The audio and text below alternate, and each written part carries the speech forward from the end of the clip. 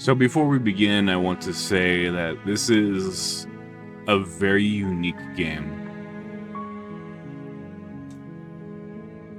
That's, if you watch this, you're going to be very spoiled on the ending and the mysteries of this game. So be cautious watching this or any other content about this game, because you will spoil yourself. If you want to experience the game yourself, I suggest doing so. But this is honestly a very, very unique visual novel that I was very surprised on what happened here. But yeah, this was my first playthrough, so enjoy.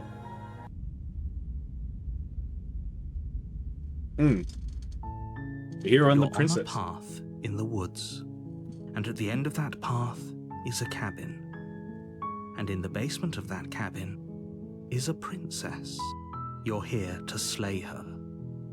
If you don't, it will be the end of the world.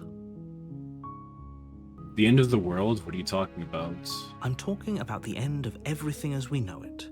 No more birds, no more trees, and perhaps most problematically of all, no more people. You have to put an end to her.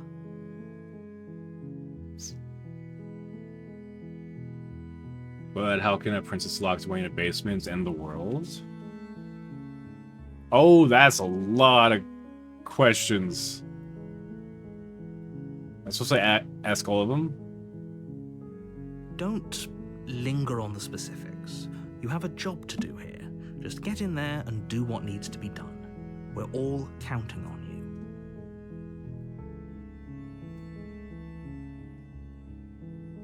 Do you have any evidence to back this up? Look, you're already on the path that leads to the cabin. Why would you be here if it weren't to complete a very important task? You've made it this far, you might as well reach the end of your journey. Wait, who are you? Have you considered that maybe the only reason she's going to end the world is because she's locked up? While I appreciate the mental exercise, we are running up against a bit of a ticking clock.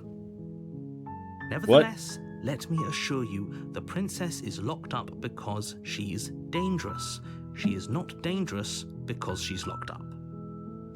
And before you decide to waste even more of our time by asking how I know that, let me suggest a more pragmatic lens through which to view this situation. Causality doesn't matter here, because the end result is the same no matter what led us up to this point. If the princess leaves the cabin, the world will end, and there is no changing that. It's no use arguing semantics over a metaphorical chicken or egg, because the egg is hatched and it's about to ruin everything. Unless, of course, you do your job and slay her. Killing a princess seems kind of bad, though, doesn't it? Does it? Are you a monarchist? Is slaying a princess that much worse than slaying a fisherman or a miller or a seamstress? If anything, slaying a princess is much better than slaying a seamstress. Seamstresses contribute something of value to society.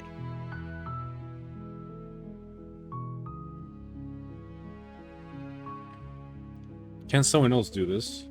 Oh, if only that were the case, but I don't make the rules. I have to say, I'm surprised at your reluctance thus far, but unfortunately for the both of us, you're the only one who can pull this off. Like I said, I don't make the rules, no matter how much I wish I did. Forget it, I'm not doing this? Have you considered that maybe I'm okay with the world ending? Do I get some sort of reward? Are you serious? No, you have to do it. Why do I have to do it? Have you considered that maybe I'm okay with the world ending? Look, I'll go to the cabin and talk to her. Okay, fine, I'll go to the cabin. Okay, I'm sold, let's get this over with. Okay, thanks for telling me what to do. Silent continues your cabin. You can go talk. Then I guess we'll just have to see what happens. But a word of warning. If you go in prepared to hear her out, she could easily trap you in her web of lies. And the more you listen to her honeyed words, the harder it'll be to pull yourself out. Then each and every one of us is doomed. So sure, go, talk to her. See how that turns out for all of us. I will, thanks. You make your way up the short path to the cabin. You'll find the princess within. We're not going to go through with this, right? She's a princess. We're supposed to save princesses, not slay them. Ignore him. He doesn't know what he's talking about. What?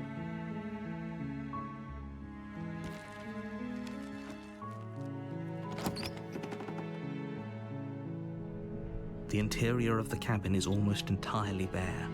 The air is stale and musty, and the floor and walls are painted in a fine layer of dust. The only furniture of note is a plain wooden table. Perched on that table is a pristine blade. The blade is your implement. You'll need it if you want to do this right. What if we don't take the blade?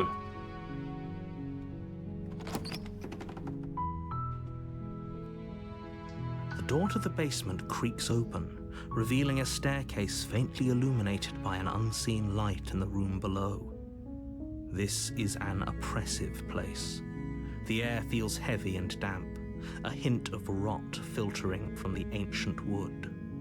If the princess really lives here, slaying her is probably doing her a favor. Her voice softly carries up the stairs. Hello? Is someone there? It's hypnotizing. It's the kind of voice you only have to hear once to remember it for the rest of your life. Don't let it fool you. It's all part of the manipulation. You're playing a dangerous game by coming here unarmed. Hi, just checking. I'm here to save you? I'm here to save you. Hey, I think I'm here to slay you.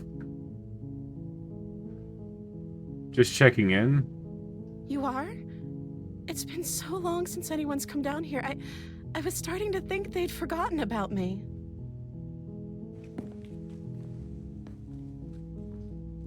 You walk down the stairs and lock eyes with the princess. There's a heavy chain around her wrist, binding her to the far wall of the basement. She's beautiful. How could someone like this be a threat to anyone?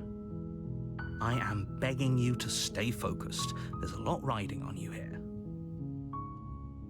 Hi. Do you think you can get me out of these chains?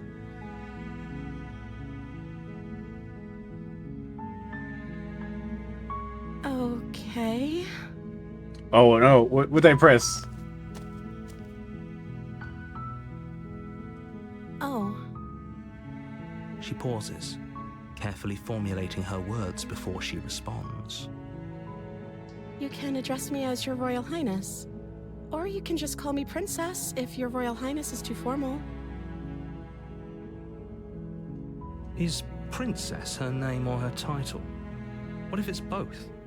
Could you imagine being named Princess Princess? Princess?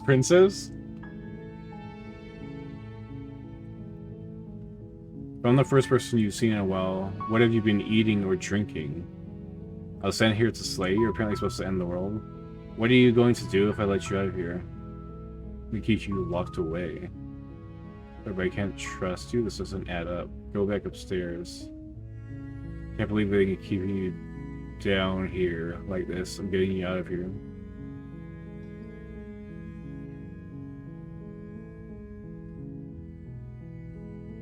You're only making this more difficult. Am I? Thank you. Thank you. You're making a huge mistake. Well, I guess I'll find out. You walk up to the chains binding the princess to the wall and give them a tug. They're large and heavy, far too solid for you to even imagine trying to break them apart. I'm guessing you don't have the key? Oh, we need a key? Maybe it's somewhere upstairs. Doubtful. Whoever locked the princess away down here intended for her to never see the light of day. They wouldn't have just left the key to her chains somewhere in the cabin.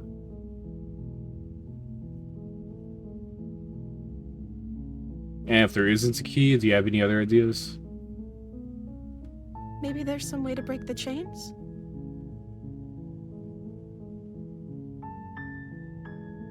Or if that doesn't work, I guess we can always cut me out of them. That sounds horrible. That's a horrible idea. She offers the suggestion with almost complete nonchalance. If we were stuck down here long enough, I'm sure we'd be nonchalant about cutting our way out if it meant we could finally be free. You attempt to make your way out of the basement, but the door at the top of the stairs slams shut. You hear the click of a lock sliding into place. Is Yes. someone else here? Yeah, is there? Try the door. You try the door, but it's locked from the outside. Oh. Your shouts and pleas are met with silence.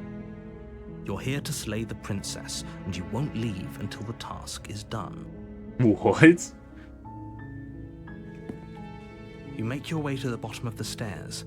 This would have been so much easier if you'd just taken the blade like you were supposed to.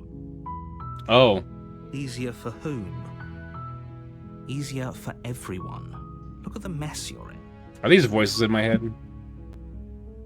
I heard the door slam. They locked you down here too, didn't they? There's a slight panic rising in the princess's voice.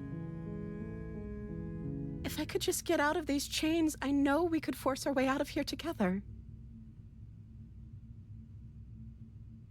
She barely hesitates Holy before raising her arm to her mouth, her teeth tearing through her limb with the determination of a trapped wolf. As she rips her flesh from her bone, a sound comes from behind you, the clang of bouncing metal. It's the blade from upstairs. You're not sure how it made its way down here, but if there's a time to strike, it's now. Or we could use it to free her. You won't like what happens if you do that.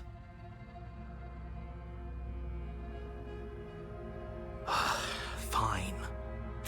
Against your better judgment, you place the blade against the ragged, self-inflicted wound on the princess's arm, just above the unyielding chain binding her to this place. You cut into her flesh. Oh, The God. blade is sharp, and it takes little effort to crack through the bone of her arm. Her limb falls to the ground, and the heavy chains follow suit. She didn't so much as utter a sound through the whole ordeal. No, she didn't. She smiles softly as her gaze meets yours, blood from her wounded arm dripping rhythmically to the ground.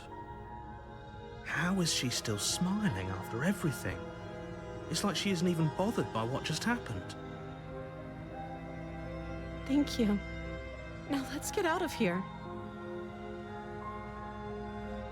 Approach the locked door. No, we won't have any of that. The stakes are too high. You can't just let her escape into the world. No, I can't just let her escape into the world. As the princess approaches the bottom stair, your body steps forward and raises the blade. Oh, damn. Wait, this isn't fair. You can't just do that. Watch me. What are you doing?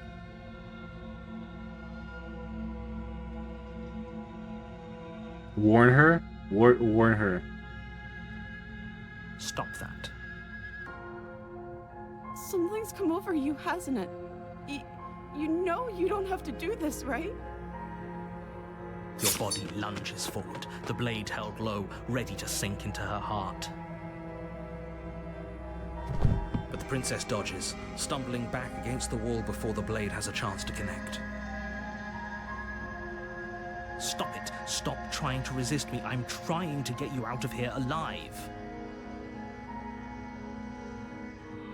Resist? There's one option that says resist. The blade. Move the blade. As your body remains frozen in stubborn resistance, the princess takes a cautious step forward. We both know this isn't you. She nervously reaches towards you and takes the blade from your infuriatingly rigid hands. What are you doing? I'm sorry. I'll try to be quick. She plunges it into your chest, tearing through flesh and sinew. It is agony. But you aren't dead yet. Oh no, I'm so sorry. Stay strong. We can tough it out until it's done. For her sake. For her sake?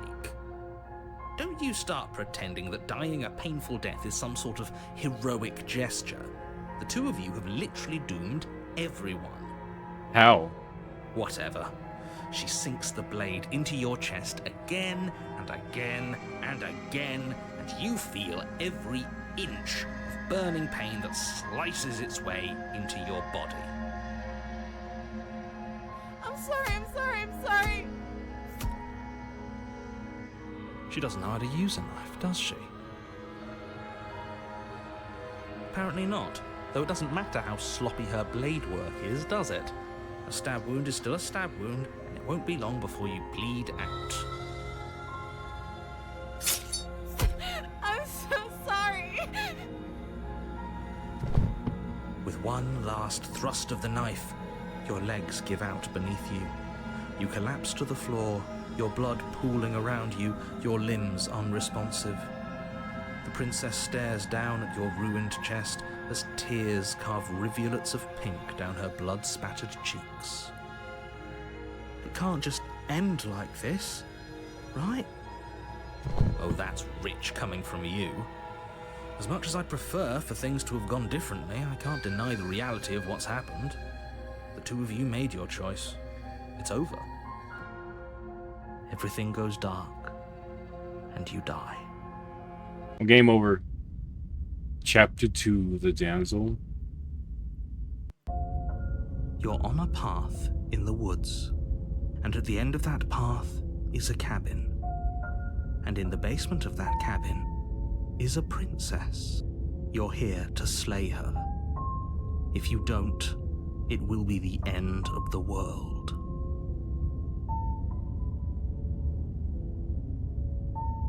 We have returned to death, returned from death.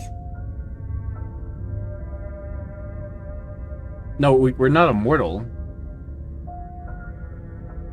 I'm getting a terrible sense of deja vu. A terrible sense of deja vu? No, you don't have that. This is the first time either of us have been here. If he doesn't remember what happened, then maybe it's best to keep it that way. Yes, he didn't approve of us last time, did he? If we're going to save our beloved, we'll have to be sneaky about it. Our beloved? Yes, you'll have to be very sneaky about your intentions if you're going to try and save the princess.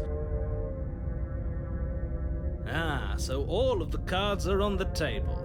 Then you should know that we and the princess are in love, and the four of us will be foiling any and all assassination attempts you've got in the works.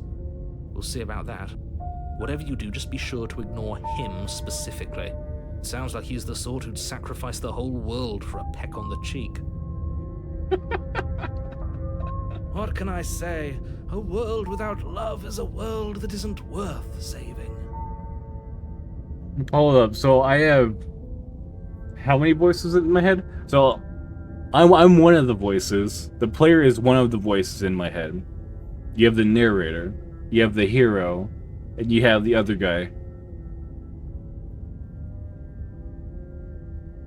This is more than just deja vu, though. I'm pretty sure this whole thing literally just happened.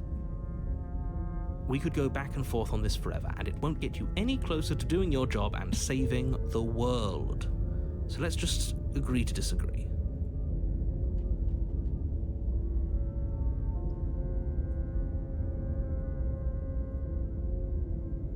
So let's assume I'm telling the truth and all of this really did happen. Why should I listen to you? Why should I bother doing anything? Those are two very different questions, but fine, I'll indulge you if that's what it takes to get you moving. Let's say for a moment that this really is the second time you've met me, or at least a version of me. If you're back here, I'm assuming you died, which probably only happened because you didn't listen to me. You were the one who did us in, villain. Well, not you in the literal sense, but you did everything you could to stop us from rescuing her. I beg to differ. Oh, oops, I skipped some I'm dialogue. going to argue with you. I'm just going to take a deep breath and assume that whoever is making the decisions here has the common sense to ignore your protestations.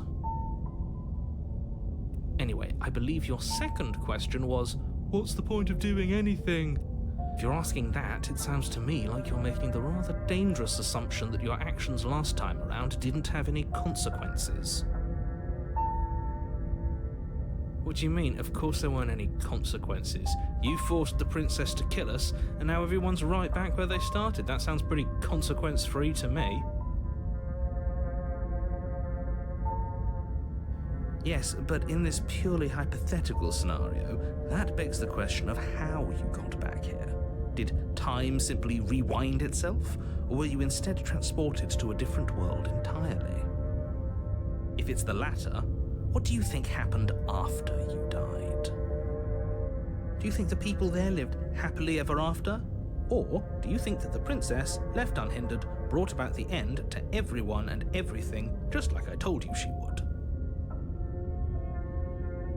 She would never. She's a perfect angel that you cruelly imprisoned as part of some convoluted, dastardly scheme. Convoluted? I don't know how this premise could be any more simple. Princess bad, stop her, save everyone. Hasn't proven to be bad. You're more of an evil entity than the actual princess, so far. And with that, I'm going to find a way to save her from the cabin. That's right, you can't stop all of us. We're going to sweep her off her feet if it's the last thing anyone does. Are these really the sorts of people you'd like to align yourself with? You're not at the cabin yet. You still have plenty of time to reflect on the situation. I just hope for all our sakes that you make the right call.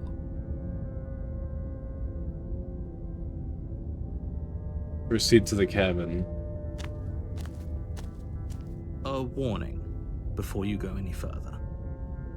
She will lie, she will cheat, and she will do everything in her power to stop you from slaying her. Don't believe a word she says. We already told you we're not playing along with your little game. It's your lies that can't be trusted. Her beauty is the only thing in the world we can believe in. I think we've already been over this. I'm pretty sure he just likes the sound of his own voice. I do, but I also speak from the heart. My passions are too great to be stifled. They must be expressed. Sure, yeah, your passions are strong and all, but not everyone needs to hear them. Some things are better kept quiet. Don't pay their bickering any mind. Focus on the task ahead. Proceed to the cabin. Oh, this is really interesting, though. Plus, I don't have to really do anything. The cabin is clean and elegant, its stone walls draped in fine threaded tapestries, a prison befitting a royal prisoner. The only furniture of note is an ornate wooden table with a pristine blade perched on its edge. The blade is your implement. You'll need it if you want to do this right. You didn't say anything about the mirror on the wall. That's because there isn't a mirror. There's a table, the blade sitting on the table, and the door to the basement. There's nothing else in here. There's definitely a mirror. There isn't. I'm sure the princess would tell us there was a mirror if she were up here. In which case she'd be lying to you because, again, there isn't a mirror. Why would you lie about that? What's the point? Mason, approach the mirror. Why would you lie about that? Exactly. Why would I lie about something so meaningless? What good would a mirror even do? That you waste time preening yourself instead of doing what needs to be done? This whole cabin is different than last time. Approach the mirror. You walk up to the wall next to the basement door. It's a wall. There isn't much to see here. This really isn't funny. You reach forward and rub your hand against the cabin wall. I hope you know how ridiculous you look right now. But it was there a second ago. And now it's gone. Pity. We could have a feather out of place and now we'll never know. We can't gallantly sweep her off her feet if we have a feather out of place. Oh, right. I like the random back and forth with these guys bickering with each other. Into the basement. The door to the basement creaks open, revealing an intricate stairwell. Gold-trimmed carpet glimmers in the light of the torches positioned along the walls. The basement almost seems welcoming in the dim firelight. But it's still a stone basement. If the princess lives here, slaying her is probably doing her a favor. A soft voice carries up the stairs. Hello? Is someone there? Hello? Her voice, it's somehow even more beautiful than last time. I can hear wedding bells already. I've held my tongue till now, but you're taking this a little too far. We barely even know the princess. We can still do right by her without all this over-the-top fawning. Yes, for everyone's sake, you're not in love. Just remember that her charms are all part of the manipulation. You walk down the stairs and lock eyes with the princess. There's a heavy chain around her wrist, binding her to the far wall. My love, we're here to rescue you from your unjust and foul imprisonment. You know she can't hear you, right? She may not be able to hear my words, but surely she can hear my spirit. Oh, your spirit's plenty loud, all right. It's you, my dashing hero. I was so worried you wouldn't come back. Did you hear that? She said we're dashing. And she called us a hero. Flattery really goes a long way with the two of you, doesn't it? Waiting for you to come back. I didn't want to believe your ravings back in the woods, but this is next to incontrovertible evidence. You've been here before. That's right, villain, and you killed us. Well, she killed us. Only because he made us try and kill her. It was self-defense. Our beloved's hands remain unstained by cruelty. And you've died before. So an entire world has been damned to oblivion. I'd really hoped I'd be the first, but what's done is done. What matters is you have a chance to do it right this time. Now, hold on. If she actually ended a world, are you sure we want to do this? Are you sure we want to rescue her?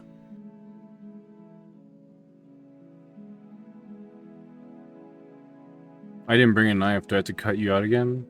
What happened after I died? You died, and now we're talking. What?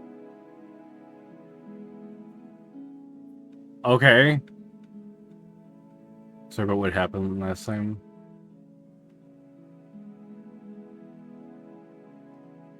Rescue the princess? Rescue her? What are you talking about? Did you forget that she's a world-ending monstrosity? And even if you wanted to unleash her onto the world, despite the complete moral disaster that would be, you'd have to get her out of those chains. Good luck with that. Don't you see how dainty her hands are? We'll be able to slip her out with ease. No, she's a prisoner here. You can't just slip her hand through the chains. If her hand could just slip out of the chains, why hasn't she done it already? Because we've yet to present her with her freedom.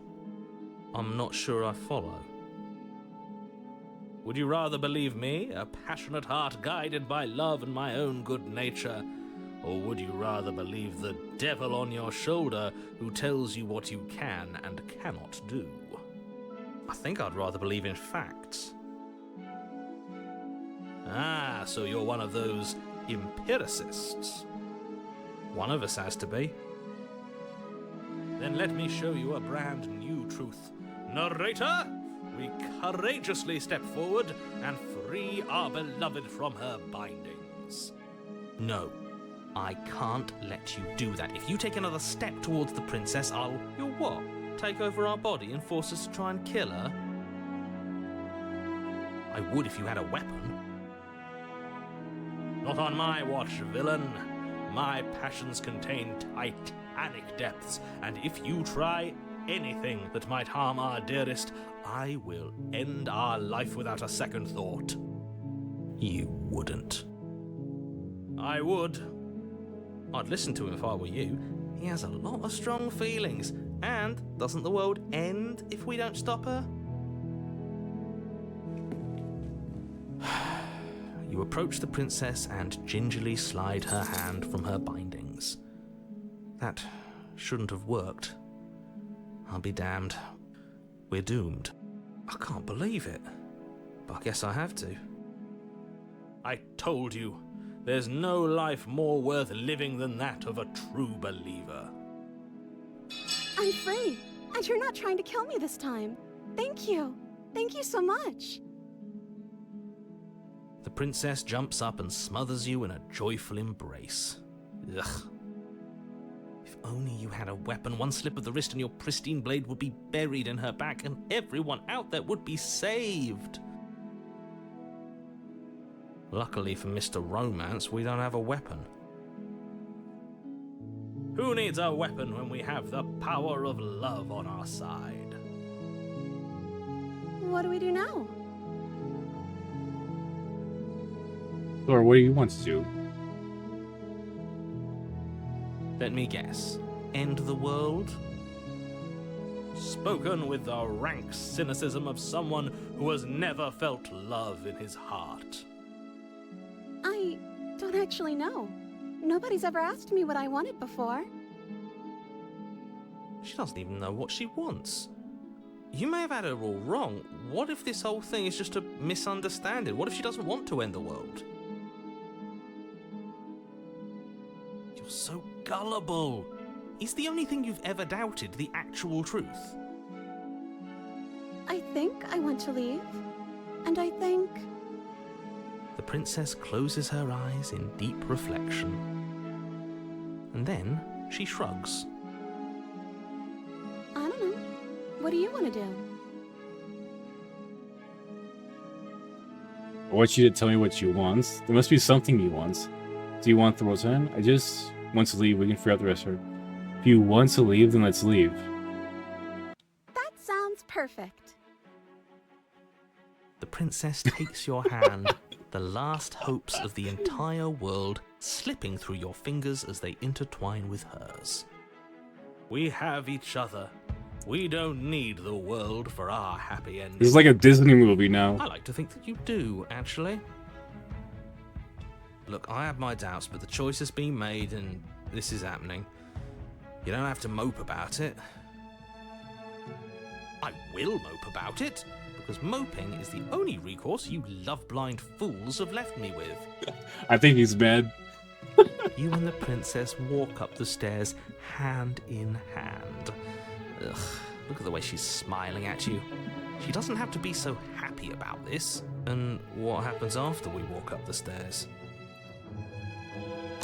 Let's see. Oh, isn't that interesting? The door slams in your face and the lock clicks. Oh no, who could have done that? That's a familiar move. Did I do that last time? Then you should know that you won't be able to leave. Oh no! Did someone lock us in here? That's not fair. We're supposed to leave now. She's right. It isn't fair. But the unfairnesses of the world are no match for the strength of true love. Enough with this true love nonsense. You just met her. Of course you wouldn't understand. Dude, this Our is passions great. Run deeper than anything you have ever known. Are you listening to this? You don't have to go along with the every whim of that delusional voice. I'm just along for the ride at this point.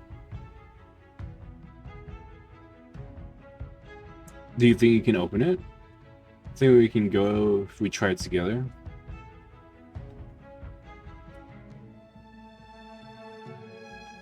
Okay, yeah, let's do it. Like a pair of teenagers in love, you and the princess place your hands on the door together. Blech. And the lock clicks and the door creaks open. Are you kidding me? I told you our love was insurmountable. You and the princess make your way upstairs, and the blade. That's right, there's still a chance for you to do the right thing. Take the blade from the table and slay her before it's too late. You're an idiot, narrator.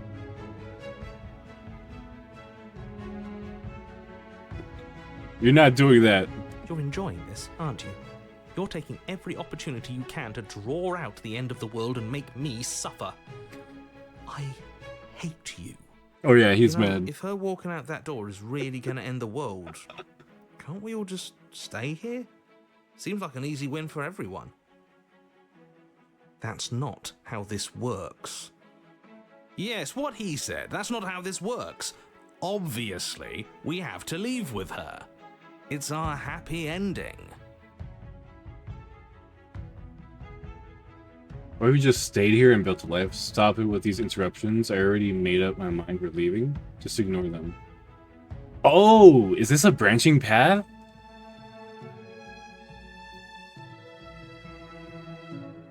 This is a branching path, so I'd probably have to do this again if I wanted to see the other way that happens. Let's try leaving. Yes, I suppose you are going to do that, aren't you? You cross the room, opening the door to the cabin. And then you step outside. Our happy ending at last. We did it. What should we do now? Oh, that's not good sound. Where did everything go? Where did he go? Oh, is he gone? I hadn't noticed. I was too busy staring deep into our beloved's eyes. I'm cold. Is being happy supposed to be so cold? She's cold. Quick, our feathers. Pluck them all and weave her a coat worthy of a princess. We have feathers?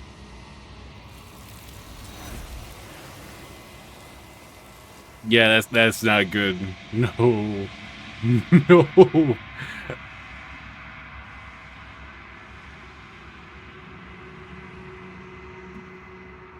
Oh, there's a save button, is there? I should have saved. She's gone. Where did she go? Should we try and find her? And is that a mirror? Why is it here? Why now? Right. She's gone. It's just us and that awful thing. I can't believe she was taken away from us. The nerve.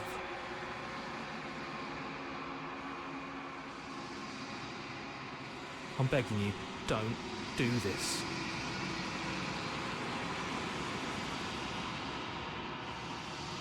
You approach the mirror. Yes. I fear that we won't like what we'll see. What if we just sit here and preen for a while? That can't hurt, right? The voices feel small, distant as you approach. Gaze into your reflection. Silence as you reach forward, they're gone, but the mirror remains. It's time for you to see what's in it. It's you. What the hell are you? You're alone in a place that is empty. It is quiet here. Proceed to the cabin. You are at the cabin.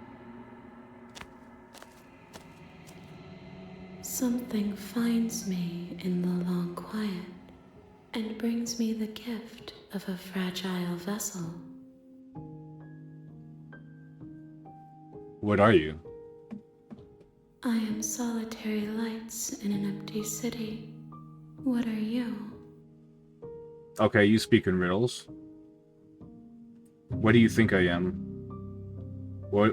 I don't know what I am. What do you think I am? I think that you are like me.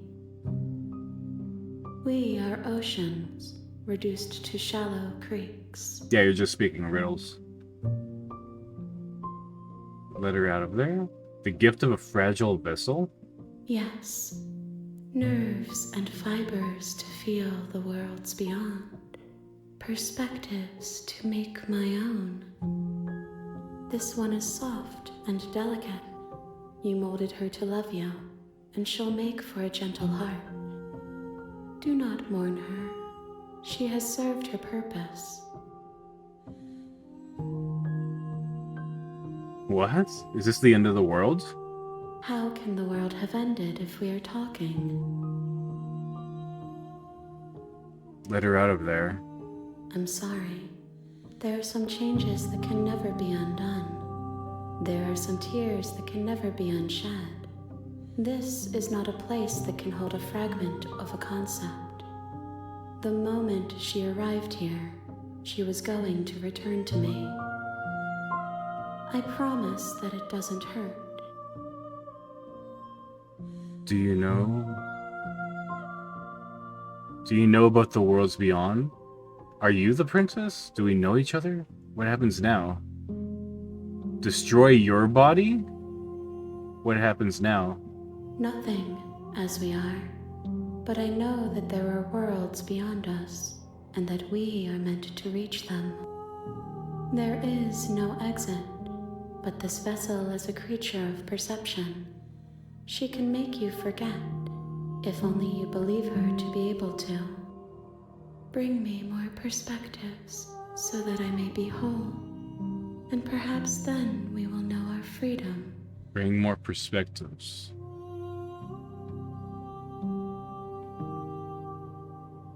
How many more pieces of you do I have to find? Oh, this is the alternate storylines. So, something happens when you find more alternate storylines? So you have to connect the pieces with the alternate storylines and then a new ending appears, probably. More than you have found, but less than there are to find. I am infinite. The rest will find their own way home.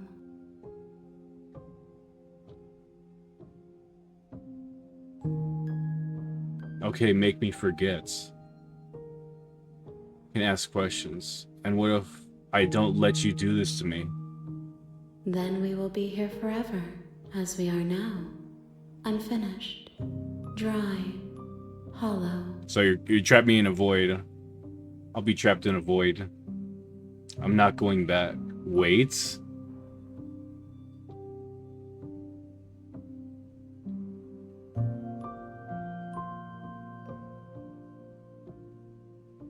Aren't you scared that I'll find out? How much will I forget? I was sent to slay the princess from destroying the world. If I help you, is that what you're going to do? You ask of things that cannot be done. To destroy is merely to reshape, to remold.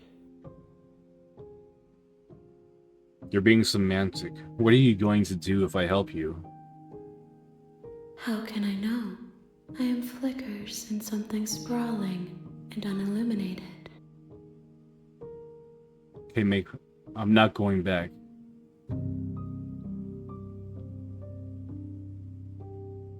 I'm not going back. Wait, I want that choice. That's a choice. If you need time, then I'll wait with you. Wait forever? Wait forever. You are as I am now, and forever is a long time to remain undone. I am not you, but I know that I would return before forever was finished. What textures will you weave for yourself to occupy forever? Will you place the images of you and I into a box for safekeeping? If you close that box, will you become another you in another world? An imaginary pattern repeating itself until it can no longer bear the weight of its hand-drawn cage. You'll always come back to the box, because you'll always want to know what it means to be you. I will be here waiting by your side until you're ready to return to mine.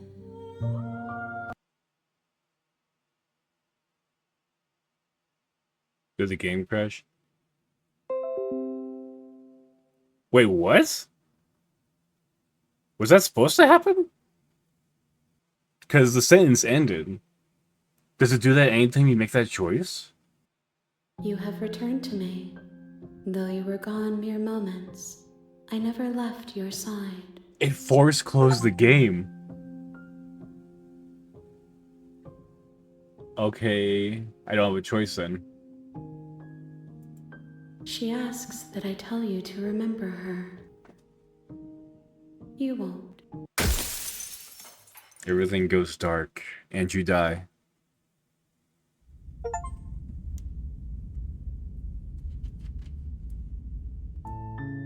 You're on a path in the woods, and at the end of that path is a cabin. And in the basement of that cabin is a princess. You're here to slay her. If you don't, it will be the end of the world. You can skip previously seen dialogue by hitting tab when you keep it out the controller.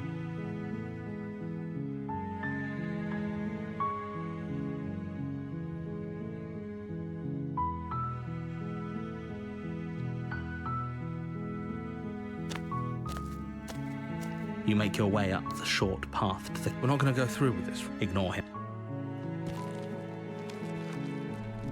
The interior of the cabin is all the blade is your implement.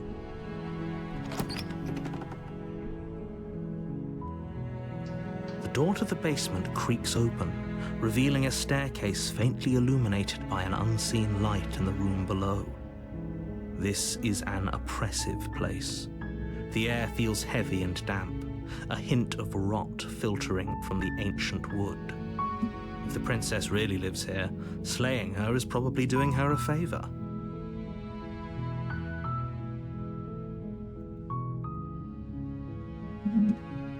Her voice softly carries up the stairs. Hello? Is someone there? It's hypnotizing.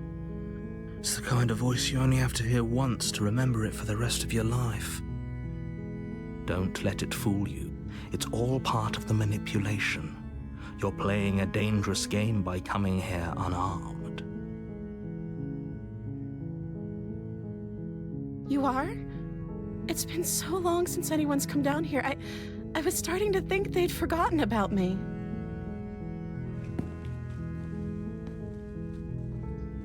You walk down the stairs and lock eyes with the princess.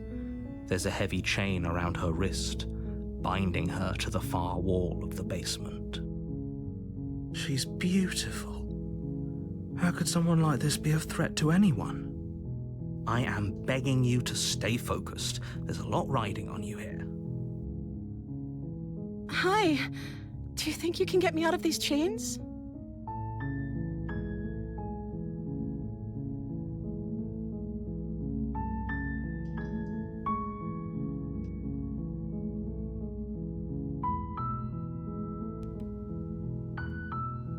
I'll see what I can do.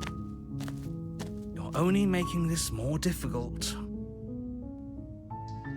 Thank you. Thank you. You're making a huge mistake. No, you're doing the right thing. You walk up to the chains binding the princess to the wall and give them a tug. They're large and heavy, far too solid for you to even imagine trying to break them apart. I'm guessing you don't have the key? Maybe it's somewhere upstairs. Doubtful. Whoever locked the princess away down here intended for her to never see the light of day. They wouldn't have just left the key to her chains somewhere in the cabin.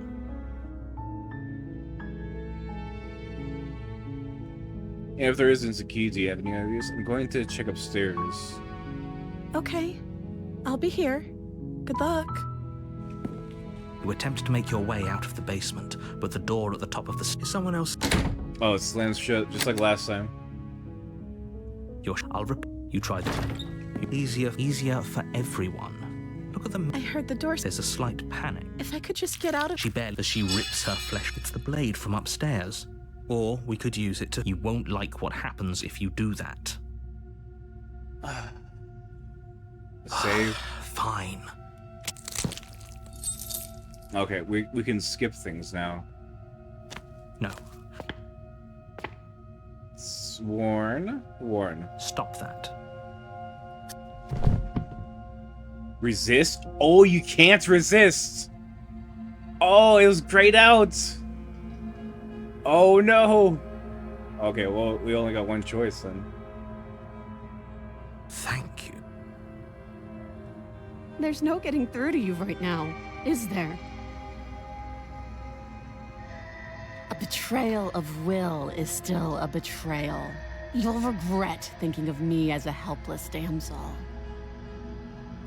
She pounces on you with the same animal ferocity she used to tear through her arm.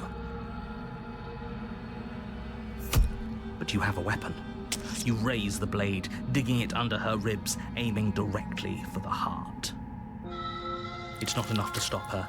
You feel her claws in your throat, then her teeth, somehow sharp enough to pull apart your flesh and sinew with ease. You collapse to the floor, your body unresponsive as your blood pools on the ground beneath you. She stares down at your ravaged form, eyes shining in the darkness, dress stained in red as her blood and yours both seep into the fabric. If we're lucky, the wound you managed to inflict will be enough to at least delay her escape from this place. If we're very lucky, it will kill her before she can reach the outside world. It can't just end like this, right? As much as I'd prefer for things to have gone differently, I can't deny the reality of what's happened. I'm sorry, but it's over. Everything goes dark, and you die. Chapter 2, The Witch. You're on a path in the woods, and at the end of that path is a cabin. And in the basement of that cabin is a princess. You're here to slay her. If you don't, it will be the end of the world. Getting a terrible sense of deja vu. No. I already slew the princess. She's so cute, we definitely know. Why am I here again? She's just going to kill me again? Proceed. Turn around and leave? No, we're going to the cabin. A warning before you go any further. She will lie, she will cheat, and she will do everything in her power to stop you from slaying her. Don't believe a word she says. Don't worry. You can trust us to get the job done. Wait, what voice is in my head now? There's another voice in my head. The interior of the cabin is a mess of twisted roots. The walls a chaotic weave of knotted wood that, almost as if by accident, just happened to resemble a room. The floor is damp and earthy, and the only furniture of note is a slab of mud in the shape of a shelf, with a pristine blade perched on its edge. The blade is your implement. You'll need it if you want to do this right. Sorry, you didn't say anything about the mirror on the wall. Approach the mirror, take the blade, enter the basement. No blade. Hope you know what you're getting us into. It'll always be here if we need it. Sure, that was also true last time and we still died, but we definitely know what we're doing this time. I missed the other guy. What was it? The flamboyant one. The door to the basement creaks open, revealing a staircase dug into the muddy earth below. The ceiling is thick with roots that hang like locks of tangled hair. The weak starlight from the cabin windows behind you can barely penetrate the gloom here, only illuminating the edges of an opening below. It shines in the darkness like some kind of massive maw waiting to swallow you up into the earth. The air smells of dirt and copper. It's thick and wet, as if your lungs are being coated in mud with each intake of breath. If the princess lives here, slaying her would probably be doing her a favor. Her voice skitters up from below. Something nasty finds itself on my stairs. Come on down. Don't be scared. I probably won't bite. I'm not nasty. Hello. Hello. I recognize that voice as easily as I recognized your nervous little footsteps coming up the path. I know who you are, and I remember what you've done. She must have you confused with someone else. She seems friendly enough. Maybe we can talk our way out of this whole situation. Yeah. You can't. Unless you slay her right away, she's going to break free and end the world. There's no reasoning with what she is. Narrator, you need to shut up. Look, Just shut up. I'm just throwing ideas out there. I like to think out loud. I'm the kind of guy who likes a discussion. Don't we want to hear what everyone has to say before making any big decisions? Do you want to hear what everyone has to say? Or do you just want to hear yourself talk?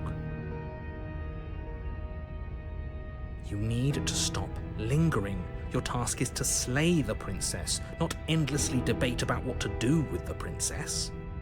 Fine, fine. You're the boss. No, he's not. Don't listen to him. Thank you. You descend the basement steps, entering the dark room below. You can just make out the shape of the princess in the gloom. She's huddled against the far wall, her eyes bright and glaring from amid the thick roots.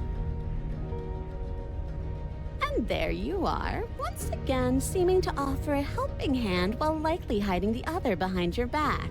Fine, I'll play along for now. What do you want?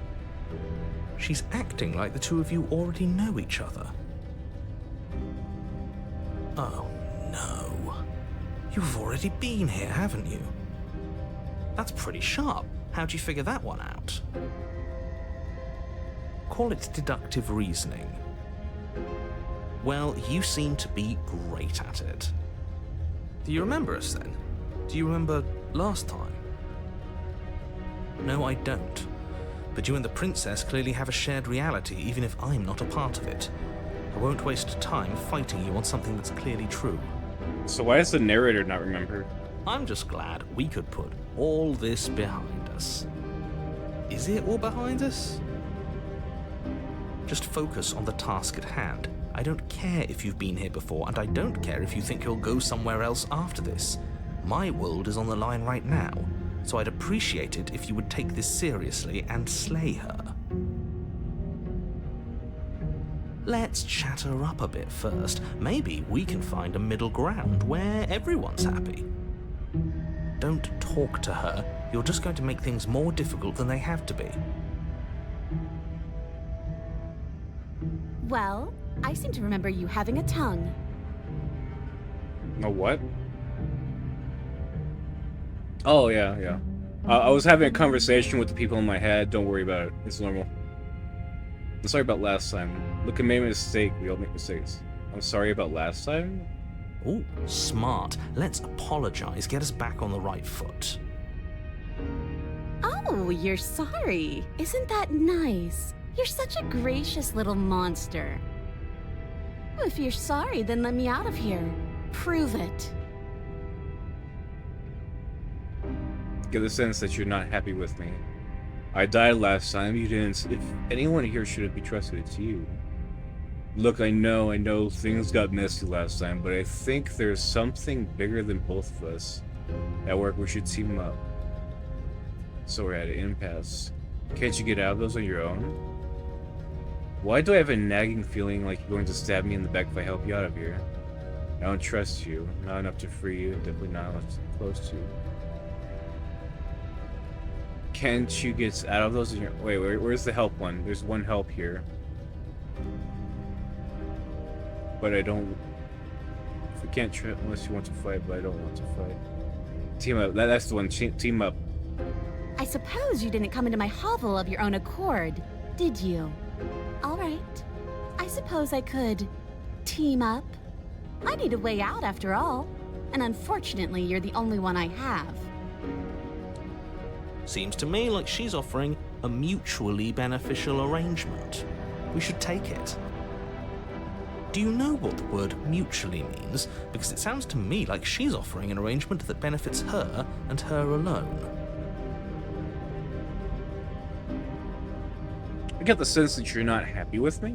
I died last time, you didn't. Can't you get out of those?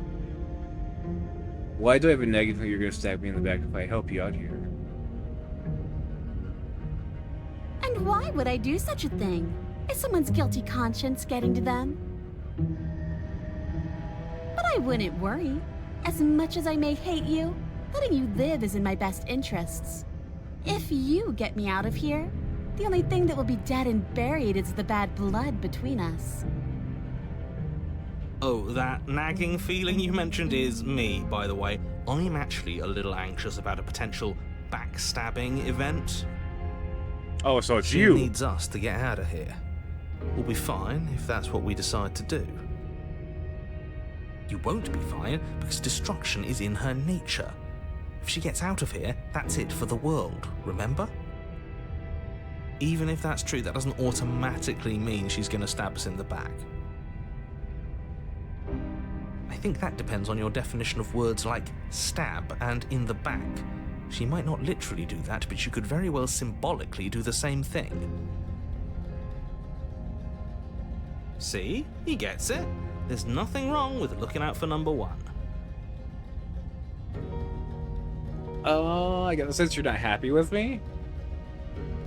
Is that a joke? Do you think a joke will charm my trust back? You'll have to try harder than that. Hey, I tried. I died last time, you didn't. How? I didn't bring my blade down, remember? How am I supposed to get you out of those chains? Oh, I don't need you to cut me out. The princess grins as the chains fall from her wrist. Oh, that works. She could have gotten out of those the whole time. That sneaky little... A woman after my own heart, really. She knows how to hold her cards close to her chest. This is why she can't just be abandoned here. If left to her own devices, she'll find a way out. Now stop her. Okay, let's leave. Leave. Yes, let's. Okay. She creeps forward, taking one cautious step at a time until you and she are face to face. She never breaks eye contact, even as the two of you find yourselves face to face. She's silent for a long moment, as if testing to see what you'll do now that she's within arm's reach. After you, darling. You're the one it lets come and go. It's best if I follow. Oh no, we can't have that. If anyone is going to turn their back on anyone else, she's going to turn her back on us. It shouldn't matter who leads and who follows. We're working together here. Well, if it doesn't matter, then she can go first. We may be in this together, but that doesn't mean we have to trust her. Somebody has to go first, and it might as well be us. We're the ones who broke her trust last time. You're talking a lot about trusting someone who, by her very definition, cannot be trusted. I don't know how many more warnings I have to dole out, but if you help her out of here, you're going to regret it. Explore, you first step onto the stairs.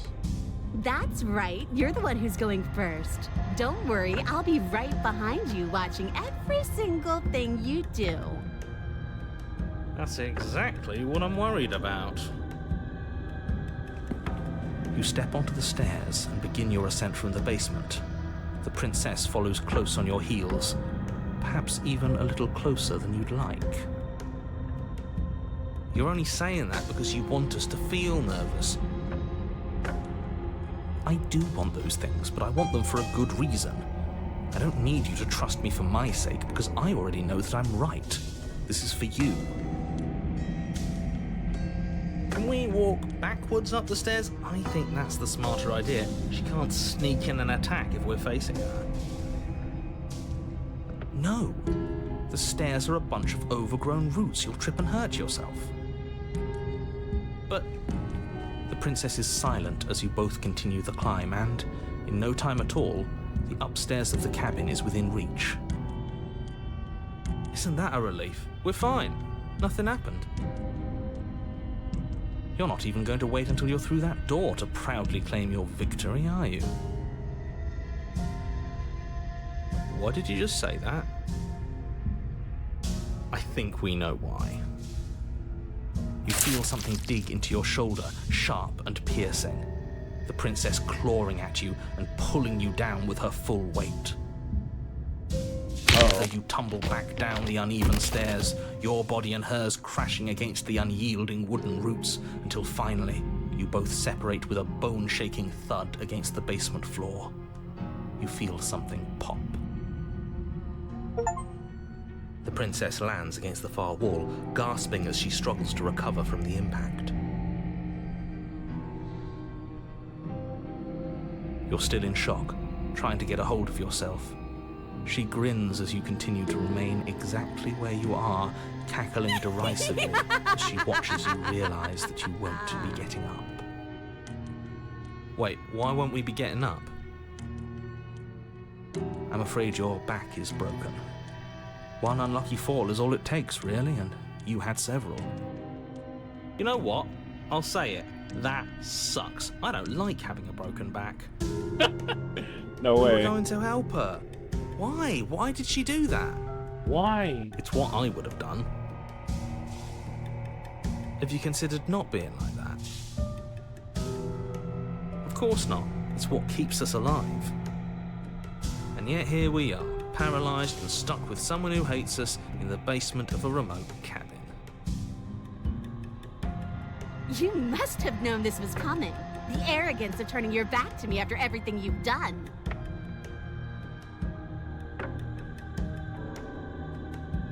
I can't get up, you broke my back.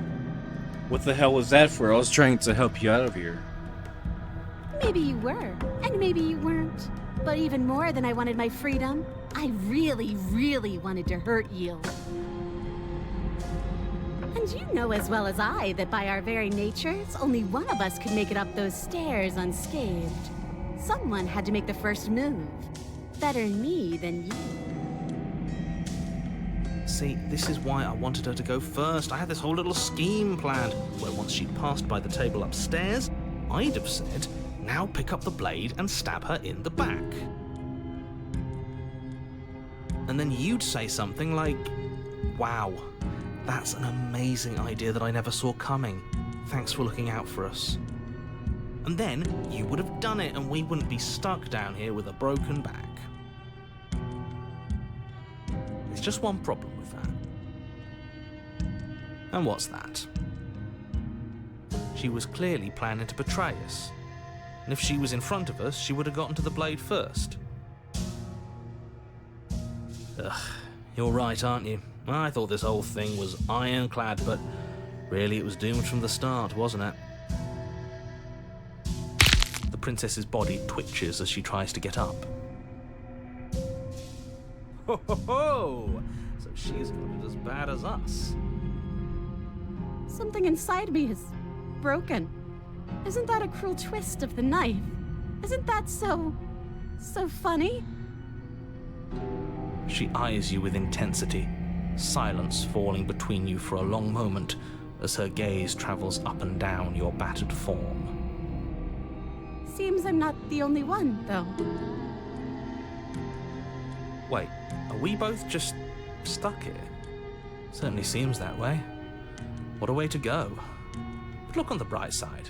In all this chaos, you may have actually managed to deliver a lethal wound. The world could be saved after all. We're going to die together. Isn't that a lovely treat? I wonder how long it'll take. Maybe I'll get to watch the worms lick your bones clean. Is that really what's going to happen? Hello? Are you still there? What happens next? Oh, the darkness is coming. He doesn't I respond. think he's gone. Something strange is twisting this place out of shape. I wasn't feeling much of anything, but now I feel cold.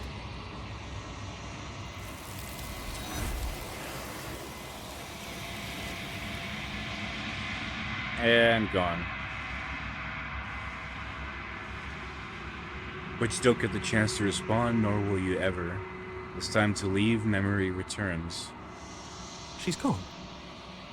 Where does she go? Should we try and find her? And is that a mirror? Why is it here? Why now? Of course it's clear this is the end for you, but it's not the end for me. What is that supposed to mean? Whatever awful thing I felt before, it feels so much worse now.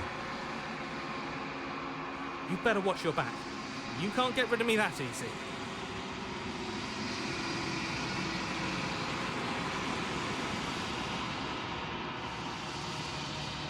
You approach the mirror, gaze into your reflection. Silence as you reach forward. They're gone once again. The mirror always makes them leave, but you need to see what's in it. You've grown. You find yourself in a long quiet once again.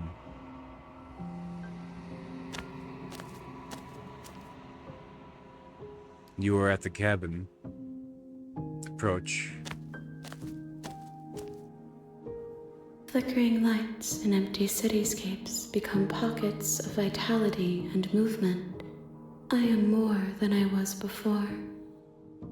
Whenever you are ready, I will wipe your slate clean once again.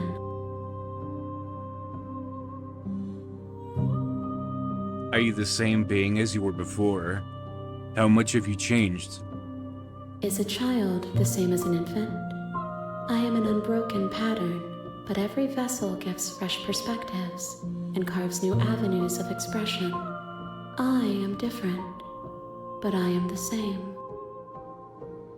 The thing you say feels like a riddle. Can't you give me a single straight answer? I'm sorry. Words are difficult for me.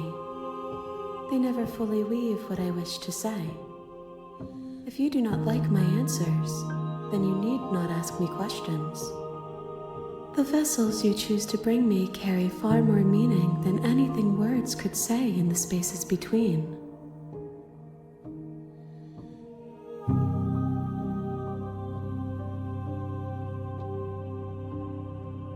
Destroy your body. What happens if I destroy my body?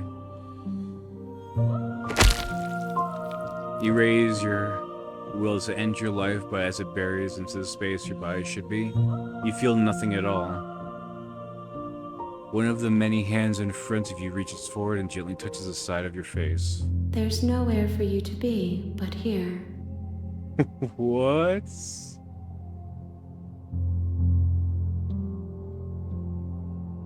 I'm ready to go back. I await your return, but it will give me time to reflect on what I am. We will meet again.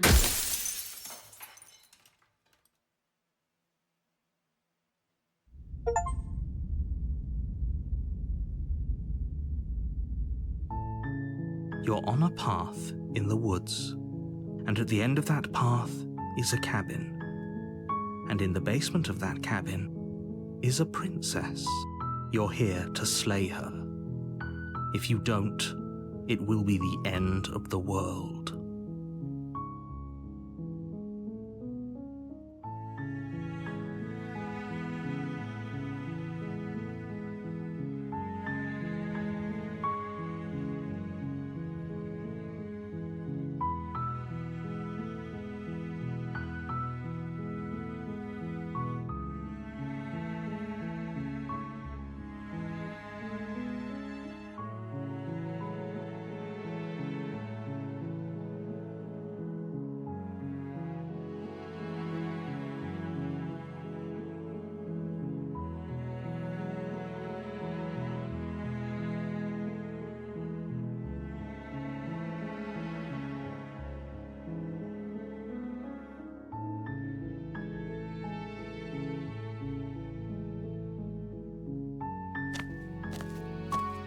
You make your way up the short path to the cabin.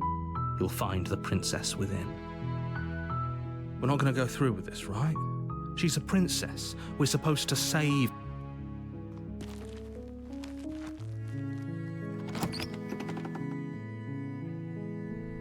The interior of the cabin is almost entirely bare.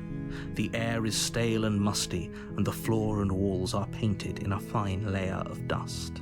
The only furniture of note is a plain wooden table. Perched on that table is a pristine blade. The blade is your implement. You'll need it if you want to do this right.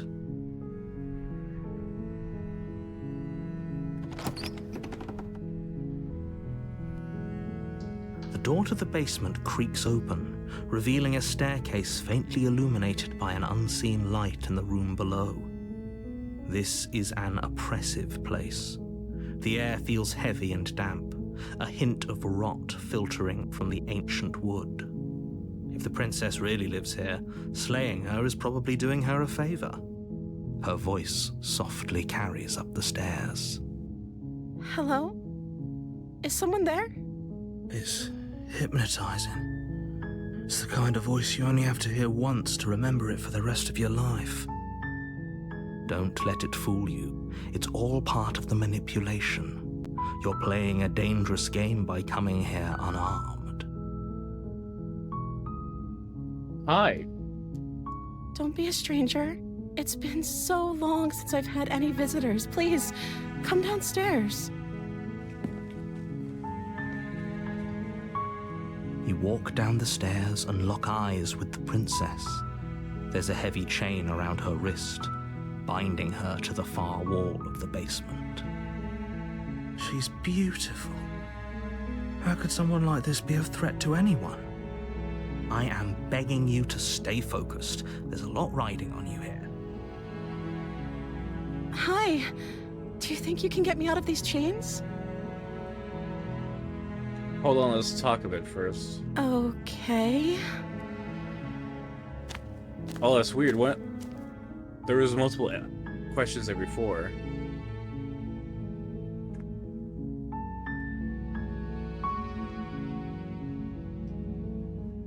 Keep her locked away. What are you going to do if I let you out of here? The princess hesitates before responding. She doesn't know. She's been down here too long to have any idea of what she'd do in another life. She knows what she'd do. She's just searching for whatever answer she thinks you want to hear. Are you looking for the truth, or are you looking for the right answer? Because with the dynamic we have going on here, I don't think the specifics of what I do really matter.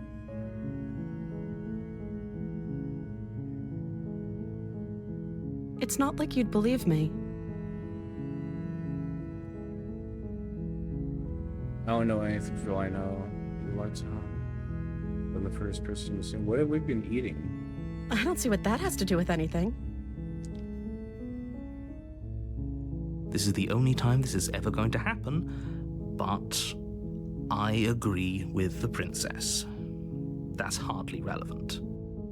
Okay, but actually, what has she been eating? She has to eat, right? I'm gonna keep you locked away. I was sent here to slay you. Of course I'm locked up down here for a reason. What was that reason? I don't actually know what that reason is, but you don't just stuff a princess in a basement and throw away the key without there being some sort of an explanation, right? You have all the explanation you need. You should know better than to trust whatever she comes up with. Explorer, what's your name? Oh, She pauses, carefully formulating her words before she responds. you can address me as Your Royal Highness. Or you can just call me Princess if Your Royal Highness is too formal. Is Princess her name or her title? What if it's both? Could you imagine being named Princess Princess? So, is Princess your name? Like I said, you can call me Princess if you'd like. I'm sorry, I've been down here so long, I guess I've just forgotten. I must have a name, though. Everyone has a name. Okay, that's weird. She hadn't even thought to pick a name for herself.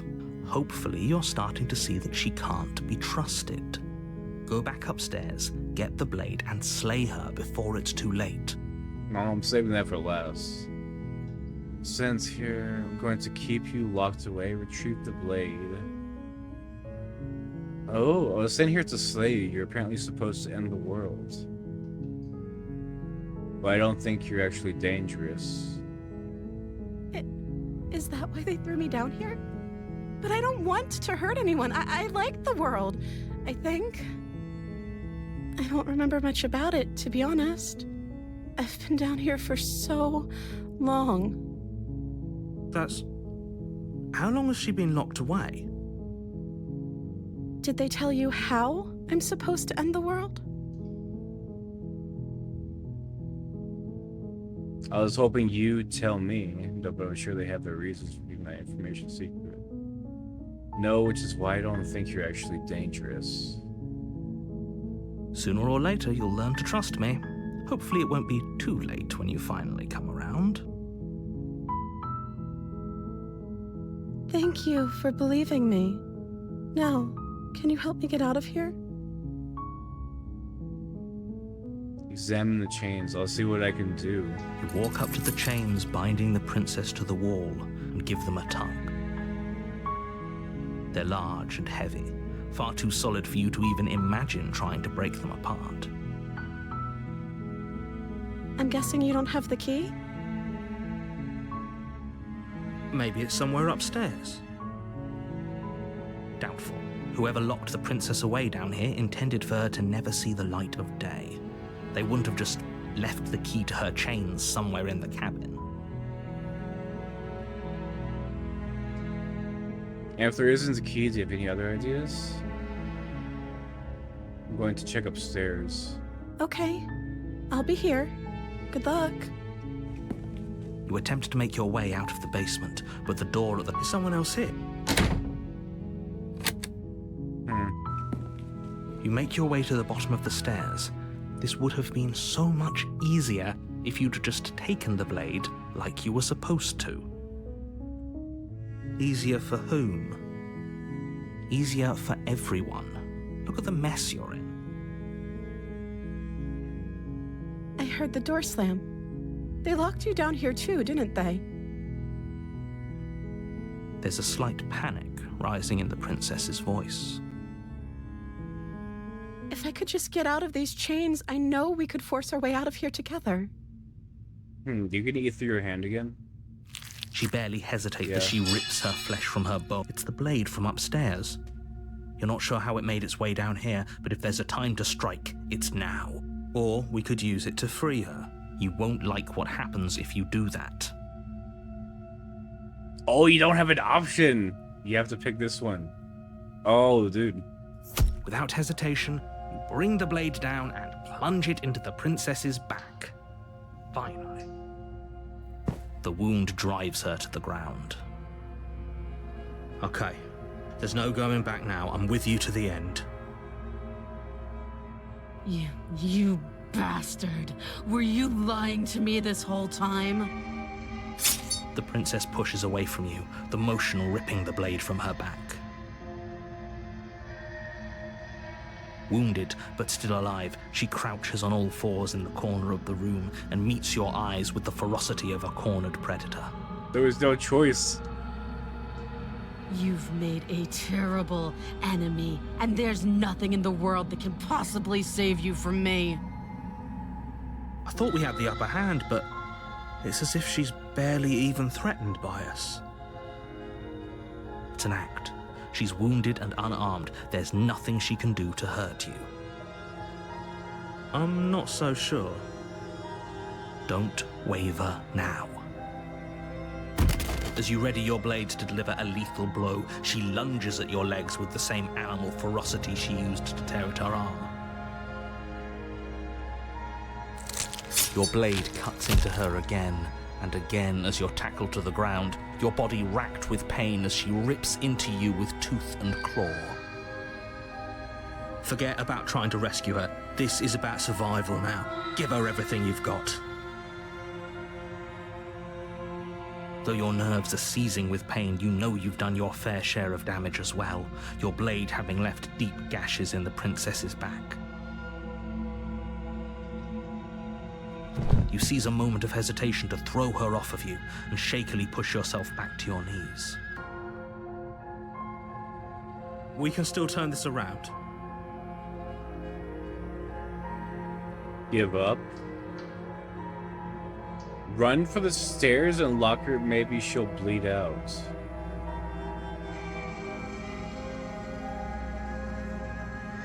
Are you serious? As what's left of your blood pools around you on the cobblestone floor, the blade falls from your trembling hands and clatters uselessly against the ground. I suppose you simply lacked the will to finish the job. The princess, wounded but still alive, nervously jumps at the blade and kicks it far away from you before retreating into a dark corner of the room. Her shining eyes watch you from the darkness, unblinking and curious as you bleed out. We can only hope the wounds you managed to inflict will be enough to at least delay her escape from this place. If we're very lucky, they'll kill her before she can reach the outside world. After all this time alone, I thought I'd finally found a friend, but you were just another monster, weren't you? This is the end, isn't it? Before you can answer, everything goes dark, and you die. Chapter 2, The Beast. Oh, this is different. You're on a path in the woods, and at the end of that path is a cabin. And in the basement of that cabin is a princess. You're here to slay her. If you don't, it will be the end of the world. Sorry, I'm getting a terrible sense of deja vu.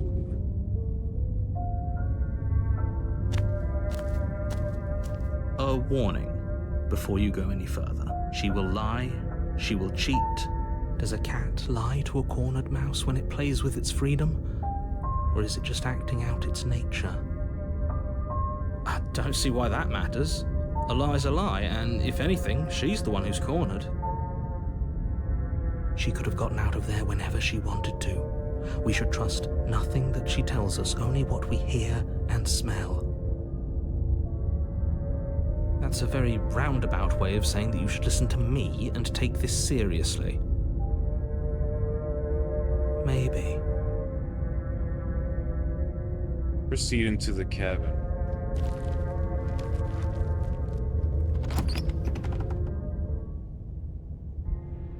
The interior of the cabin is ruinous and dilapidated. It feels like no one has lived here for a long time, wind rushing in through cracks and holes in the wooden walls. The only furniture of note is a termite-eaten table with a pristine blade perched on its edge. The blade is your implement. You'll need it if you want to do this right.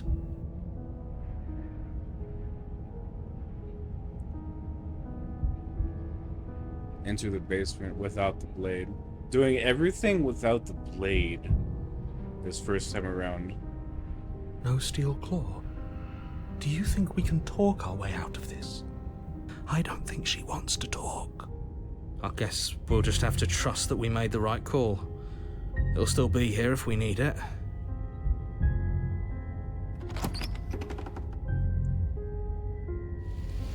The door to the basement creaks open, revealing what's left of an old wooden staircase. It's still sturdy enough that you can make your way down in one piece, though you'll have to be mindful of holes. The air seeping up from below is oddly warm and wet, as if you're descending into a jungle. If the princess lives here, slaying her would probably be doing her a favor. She growls up the stairs. I can smell you. She sounds almost feral, impatient, or maybe eager. You carefully make your way down the stairs. The last step gives way to the damp earth floor of a starlit pit. The walls are obscured by an impenetrable darkness, giving the illusion that the room might stretch on forever. You brush against the wide leaves of plants that surround you on all sides, seemingly the only living things that occupy this strange underground wilderness. The jungle is pressing in on us, hiding her from view. She could be anywhere. You see only a flash of the princess before she scurries away into the underbrush, dragging her heavy chain behind her. Remember, she's just a princess. She is certainly not just a princess. You're not helping. It doesn't matter what she is. It only matters what she does. Her shining eyes appear between the leaves, staring hungrily at you from the darkness. I can hear your heart pounding from the bottom of the stairs, fledgling. You're right to be terrified. I'm so much more than you. A shiver rushes up your spine and pulls you upright. The air's shifting. She's getting ready to pounce. Move, now. Where? Don't you hear that clinking? She's in chains again. You're about to attack me, aren't you? I can see right through you. We don't have to kill each other. You know that, right? Move.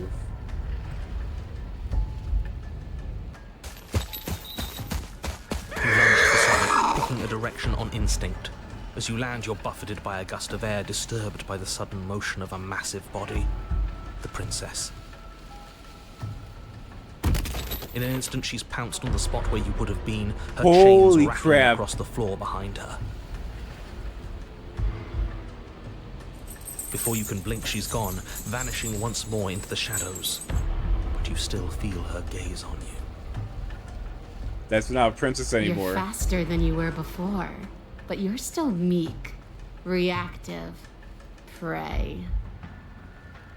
You whirl around to find her, and your gaze meets hers, a pair of shining eyes peering out at you from just beyond the basement stairs. So she's cut off our escape. Shit. What do we do? What do you want to...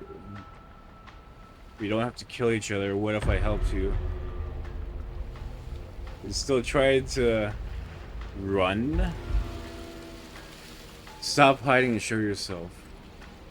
We don't have to kill each other. What if I helped you? If you could get out of here on your own, would you have already left? You cannot reason your way out of this, fledgling. There's no compromise with what I am. At least she's upfront about her intentions.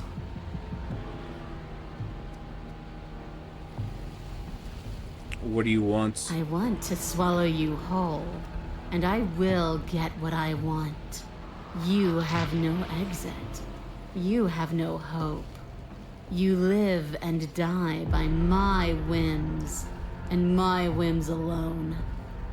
Don't ask her what she wants. Just run for the blade upstairs and slay her with it. Is that all the advice you have? We don't even know what she looks like. Some specifics would be very helpful. She's just a princess. Don't overthink it. She is clearly not. Clearly. She's coiling for another strike. Be somewhere else.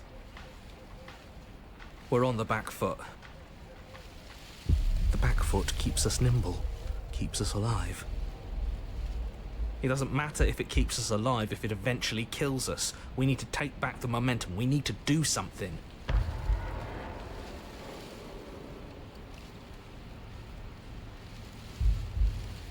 Survive. Play dead? That's not gonna work.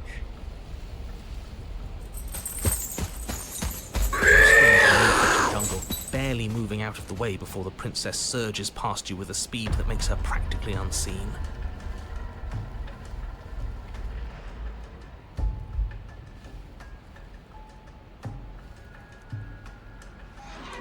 Run for the stairs. Yes, now's our chance. Quick. Right, I agree. We can't do anything without a weapon. We can regroup once we're armed and try to figure out a better plan. Don't plan ahead. Act on the now. All that matters is that we stay alive. As you turn to sprint for the stairs, you feel the air shift. You instinctively glance behind you just in time to see the princess lunge from the shadows, more unhinged and dripping, eyes fierce and full of hunger. She is too quick to outrun, too nimble to outmaneuver, too determined to overpower. This is her domain. You are devoured. I guess that's it then, isn't it? Unfortunately for you, no, this isn't it. You are in a dark and caustic place. A thick, fibrous lining constricts around you, its slick surface impossible to grip. Your hands scrabbling uselessly at your surroundings as they compress in on you.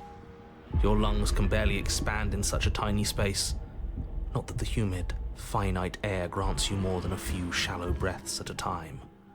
The liquid pooling beneath you starts to seep into your skin. You itch, then sting, then burn as the acid begins its slow work. When I killed you, I tried to leave this place, but it wouldn't let me. You belong down there, it screamed at me. The world is better off without you in it. The flesh around you rumbles as the princess begins to move, her thundering footfalls twisting you helplessly about. Your skin protests as the corrosive liquid sloshes around you, but there will be no respite for you in sight. The burning grows stronger, and you can feel layers of you being peeled away. But you don't belong down here. You came from somewhere else. You came from out there. So I consumed your dead heart, and I carried it in my throat, and I draped what was left of you on my back, and I threw myself against that door. She stops, her muscles tensing around you, and through the muffling layers of her flesh, you hear the whine of straining metal. And with a pop, she lurches forward, your body lurching right along with her. Her chains.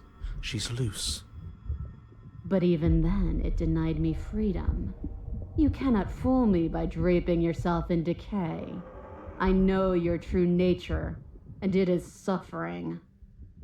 Gravity pulls at you as you're hefted upwards, the distant creaking of ancient wooden steps barely audible over the thudding of the princess's heart. And then it was gone, and I was here. A new enclosure, a nicer cage, but still a prison. I learned from my wounds. You're alive now. We can leave together. Does that work? Could she free herself if we're alive in here? Do you really need me to give you a definitive answer for you to understand that the situation is grim? Stop her. Do something. We don't have steel, but we have tooth and claw. Tear through her before we are her. You talk to the cabin. It's claw and bite's fine. You can leave. Wait for death. Fine, you can leave.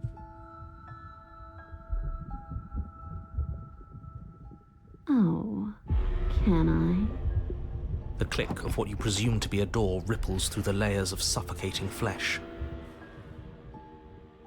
That wasn't so hard. You feel her take another massive step, and then another, and then... It's gone quiet, hasn't it? You feel a churning in the forms around you and that lit time before you're ejected to a place that is nowhere at all. I guess I don't need you to be a part of me. How lucky for you. This place is cold.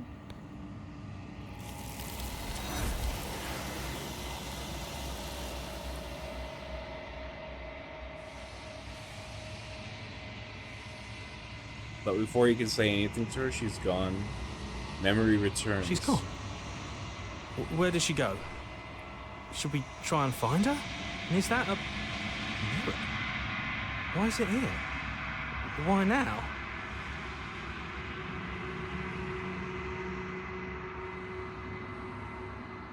This doesn't feel right. It feels different. Final. That thing reeks of death.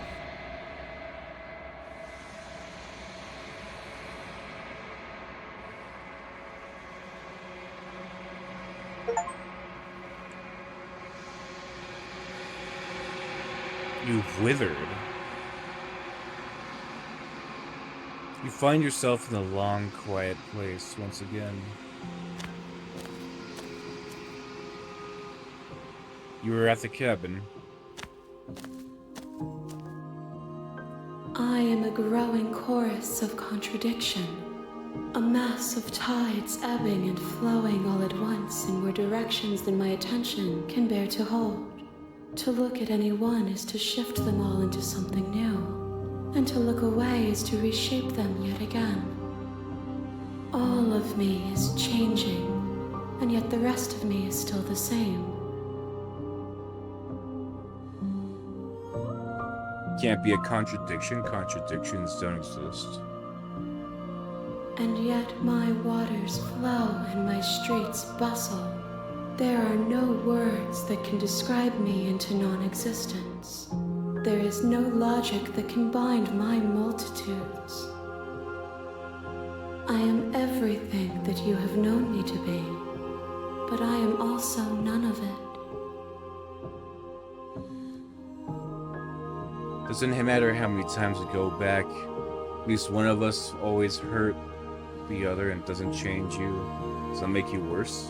It changes me, but it doesn't make me worse, nor does it make me care for you any less. Does it make you worse? Do you resent me? If anything, it makes me like you more. I don't know what else. No, not really. It seems so distant.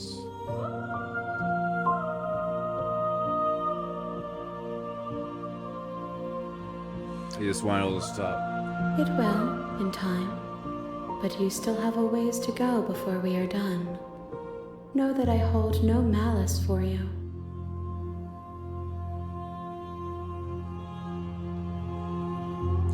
I'm ready to go back.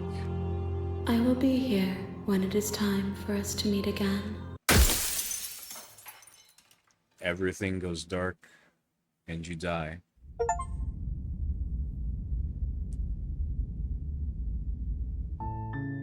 You're on a path in the wood.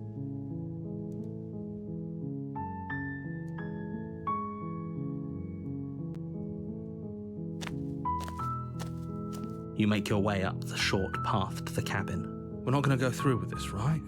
She's a princess. We ignore him.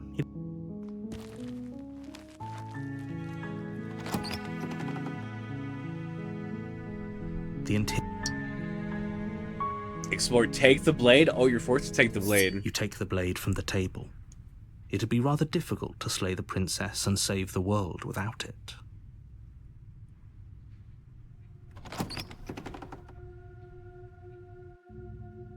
The door to the basement creaks open, revealing a staircase faintly illuminated by an unseen light in the room below. This is an oppressive place. The air feels heavy and damp, a hint of rot filtering from the ancient wood. If the princess really lives here, slaying her is probably doing her a favor. Her voice carries up the stairs. Who's there? She sounds dangerous. It's almost as if she's the one in charge down here. Don't let it fool you. It's all part of the manipulation. Don't be a stranger. It's been so long since I've had any visitors. Come on down. You walk down the stairs and lock eyes with the princess. There's a heavy chain around her wrist, binding her to the far wall of the basement. She's so coldly beautiful. Is she really a threat to the world? Focus on the task at hand. And there you are. Are you here to kill me or something? What? No way. Why would you ever think that? That giant knife you're holding kind of gives it away, doesn't it? The blade. Of course she doesn't want to talk. Who'd want to have a conversation at knife point? We should drop it. Don't you dare. It's fine. We can decide what we want to do after we talk to her. Maybe she really is a monster. Killing someone in cold blood isn't very becoming of us. The blade tumbles out of your trembling hands and drops to the floor with an unceremonious clang. Thank you. Maybe now we can just talk. Against your better judgment, you step forward to speak with the princess face to face, unarmed. We'll be fine. I don't know what you're hoping to accomplish here, but I can assure you there's no reasoning with her. Just make sure you don't forget about the blade on the floor. You're going to need it. So here we are. What an awkward start to a relationship. Yeah, it's pretty weird, huh? I know. I just said that. Now why are you here to kill me? I have my reasons. Do you think I just come here to kill someone without even knowing why? Do you know why I'm here to kill you? I have been told things, but I'm not sure what to believe. Believe me. And do you think asking me what to believe is going to suddenly make everything crystal clear? Let's not pretend that's going to happen. As far as you're concerned, and as far as they're concerned, I'm going to say whatever I have to get out of here. That's just the dynamic of our situation.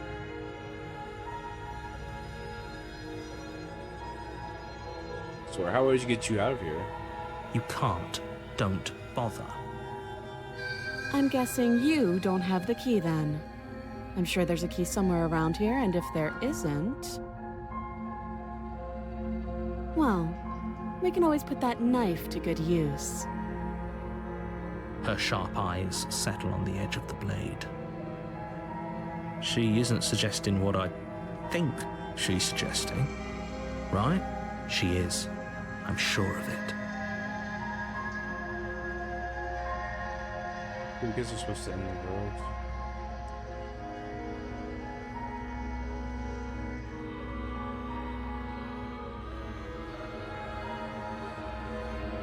How long have you been down here? Too long.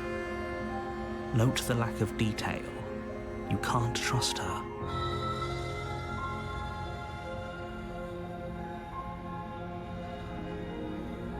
There's people out there who think you're going to end the world. What do you have to say about that? Don't just tell her that. Is that why they threw me down here? But I don't want to hurt anyone. I like the world, I think. I don't remember much about it, to be honest. I've been down here a long time. Just how long has she been down here? If I'm supposed to be capable of ending the world, then how did I wind up here, chained to a wall? Have they told you why I'm allegedly so... dangerous?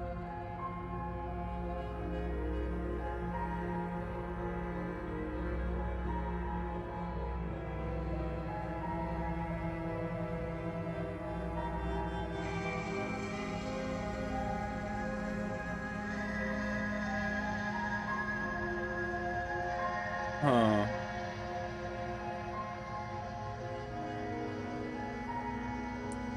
No, and if I'm being honest, I'm more inclined to trust you than I am to trust them. Sooner or later, you'll understand that I have your best interests at heart. Hopefully sooner. How sweet. Now be a pal and help me get out of here, would you? We could figure out how to deal with them after I'm free.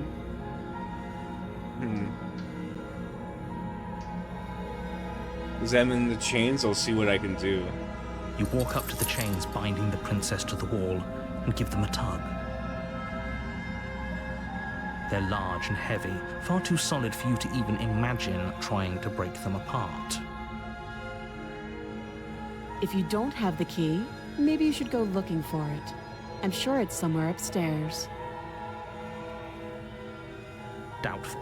Whoever locked the princess away down here intended for her to never see the light of day.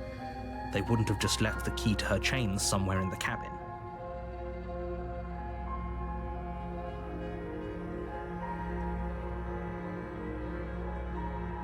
A key, do you have any ideas besides me cutting you out of here? That would be fine. I can lose an arm. She speaks with almost complete nonchalance. If we were stuck down here for long enough, I'm sure we'd be nonchalant about cutting our way out. Anything to finally be free. You attempt to make your way out of the basement, but the door at the top of the stairs slams shut. You hear the click of a lock sliding into place. Is someone else here?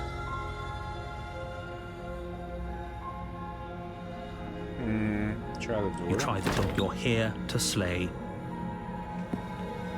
You make your way back to the bottom of the stairs. This would have been so much easier if you'd simply slain her like you were supposed to. Easier for whom? Easier for everyone. I heard the door slam. They locked you down here too, didn't they? The knife. Pick it up and cut me out of here. You won't like what happens if you do that. Oh yeah. Save the princess. Oh. Against your better judgment, you place the blade against the princess's arm, just above the massive, unyielding chain. You cut into her flesh. The blade is sharp, and you make quick work of it. Before long, you're able to crack through bone, and she pulls the bleeding stub of her arm through the iron gauntlet. She didn't so much as utter a sound. Free from her bindings, the princess turns to face you, her fierce gaze meeting your eye. How is she so composed after losing an arm? It's like she isn't even bothered by it. Thank you. Now let's get out of here. No, we won't have any of that. The stakes are too high. You can't just let her escape into the world. No, I just can't let her escape into the world. As the princess approaches the bottom stair, your body steps forward and raises the blade. Wait, this isn't fair. You can't just do that. Watch me. Warn her. Stop that. I thought this was a little too easy. Your body lunges forward to sink the blade into her back, but the princess swiftly moves out of the way before you can connect. Stop it. Stop resisting me. I am trying to get you out of here alive. Can I do the save? Yeah, we can.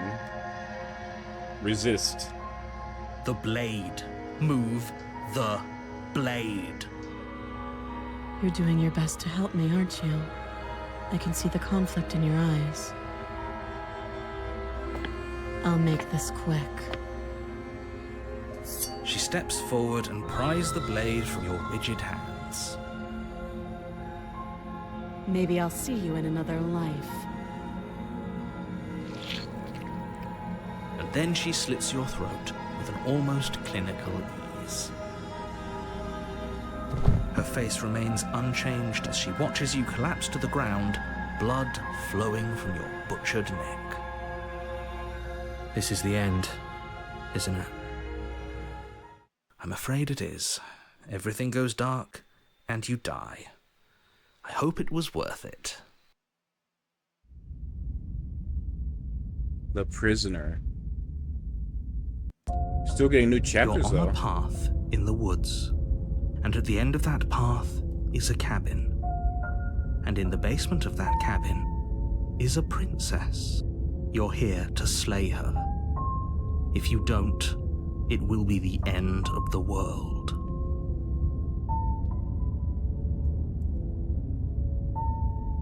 Proceeds to the cabin. A warning before you go any further. She will lie, she will cheat, and she will do everything in her power to stop you from slaying her. Don't believe a word she says. Yes, don't believe a word she says. Just go in, take the knife, and do what you're supposed to. Wink. Did you just say wink out loud? No, I didn't. Wink.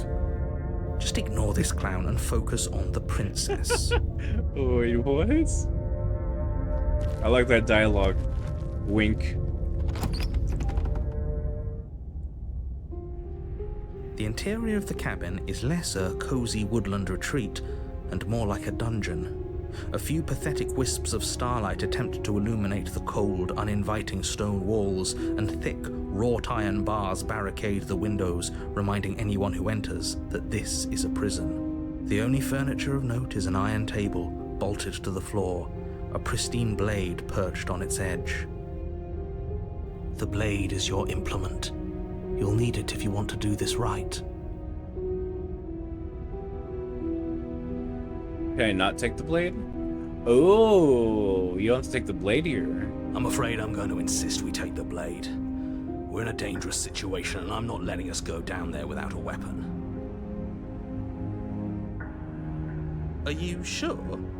What if she, I don't know, turns it against us? Which I'm bringing up in a purely hypothetical manner. Yes, I'm sure. Turns it against you? She's a prisoner here. She'll only be able to turn it against you if you give it to her. Which you won't be doing because she's an existential threat to the entire world. Okay, I'm trusting you. Hey, don't I get to stay here? What's the big idea? Normally, yeah, but not about this. Call it a reflex. We take the knife as we go. Wonderful.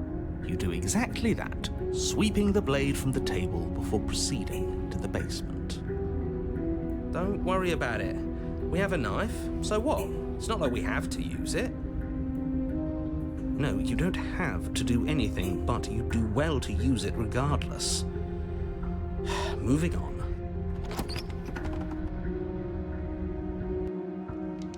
The door to the basement creaks open, revealing an old stone staircase. A few sputtering torches attempt to vaguely illuminate your path, dancing across glimmering patches of slimy moss on the stone steps.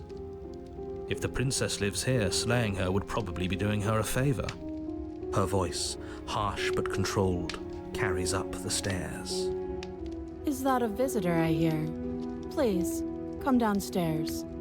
It's been a while since I've had company. I wonder what visitors she could be referring to. Were we not the first? You walk down the stairs and lock eyes with the princess. She looks up at you, the heavy collar around her neck clanking loudly as she moves. The chains binding both her wrists to the far wall, joining the metallic chorus as she adjusts her hands in her lap. Should we be worried about the one around her neck? Why would you be worried about her restraints? If anything, they'll make your job easier. Have you noticed the empty chain on the wall? Odd that in a place where everything seems to serve a distinct purpose, there will be something so obviously useless. What an interesting development. Why don't you have a seat? The two of us should chat before you bury that thing in my heart.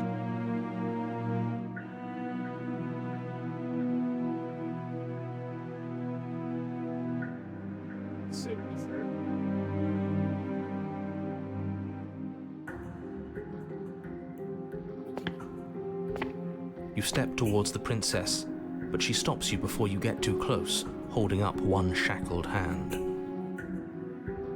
There's fine. I'd prefer we keep some distance until we've sorted this out. That's reasonable. We do have a weapon. Might as well put her at ease. Sit where you're told to sit. You do as she asks and sit on the floor, still a good distance away from her. Thank you. Now, what are your intentions for me? Explore my intentions? What do you mean? I've been here before. Am I the only one that remembers that? What happened after I died last time? The other chain on the wall, who was it for? Or would you think I'm just going to leave you here? My intentions? What do you mean? Am I the only one that remembers that? Oh, are we acknowledging that? I thought we weren't going to give away the game. But yeah, I remember. So you've already been here. As much as I would like to remain in denial, it's no use. This has complicated things. It's complicated things how, exactly? Ideally, this was supposed to be one and done. You go to the cabin, you heroically slay the princess, and in the process you save the entire world from being damned to oblivion. The situation right now, where you're getting a second shot at things, is a contingency. A contingency for what? For you failing, obviously. And you being here means that things are going to be a lot harder than they were. I really shouldn't say anything else, I'm just going to make it worse. Just good luck. If you knew this could happen, why didn't you tell us? All of this is incredibly valuable information. It would have changed our actions considerably. I needed you to be in the dark for as long as I could keep you there. It's important. Necessary, even. And maybe I wanted to be the first version of me that you met. I didn't want to be confronted by the alternative. That's pathetic. I never said I wasn't. I get it. It would be pretty upsetting, wouldn't it? To know that you might not be the first version of yourself. At least we can remember what happened before. Seems like we should count ourselves lucky for that. Exactly, he gets it. You're lucky, so don't waste that luck by messing it up again. All right? Moving on. Why is it important for us to be ignorant? How is it ever helpful to be in the dark? The more I say, the more your mind will swim into dangerous waters. Even saying that is too much. Your success hinges on you having imperfect information. For the sake of the entire world, you need to accept that. I won't. Just give it a rest. This isn't helping. Focus. This is a serious situation. You shouldn't be daydreaming.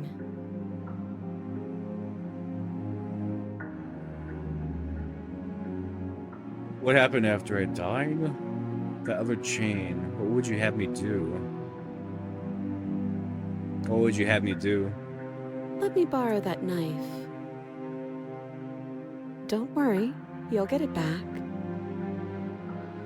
That's ominous. But she seems confident. Whatever it is she has planned, I think she knows what she's doing. Oh please, she's just putting on an act to disarm you. That much should be obvious. In case you need to hear a voice of reason, it would obviously be unwise to give away your only weapon. Though if she isn't bluffing, whatever she has planned might be for her benefit alone. There's no guarantee that what's good for her is good for us. So, what should we do? I don't know. I'm just spelling out our options, listing the pros and cons. Then let me help you. I'll start with the cons. If you're handing her your weapon, the cons are that she might use it to escape and end the entire world. And she might use it to kill you. That doesn't sound great. What about the pros? There are none. There are pros, though. The pros are that we can't trust him, possibly even more than we can't trust her. And whatever she has planned could do something to mess with what he has planned. Or maybe they're both screwing us over in their own ways.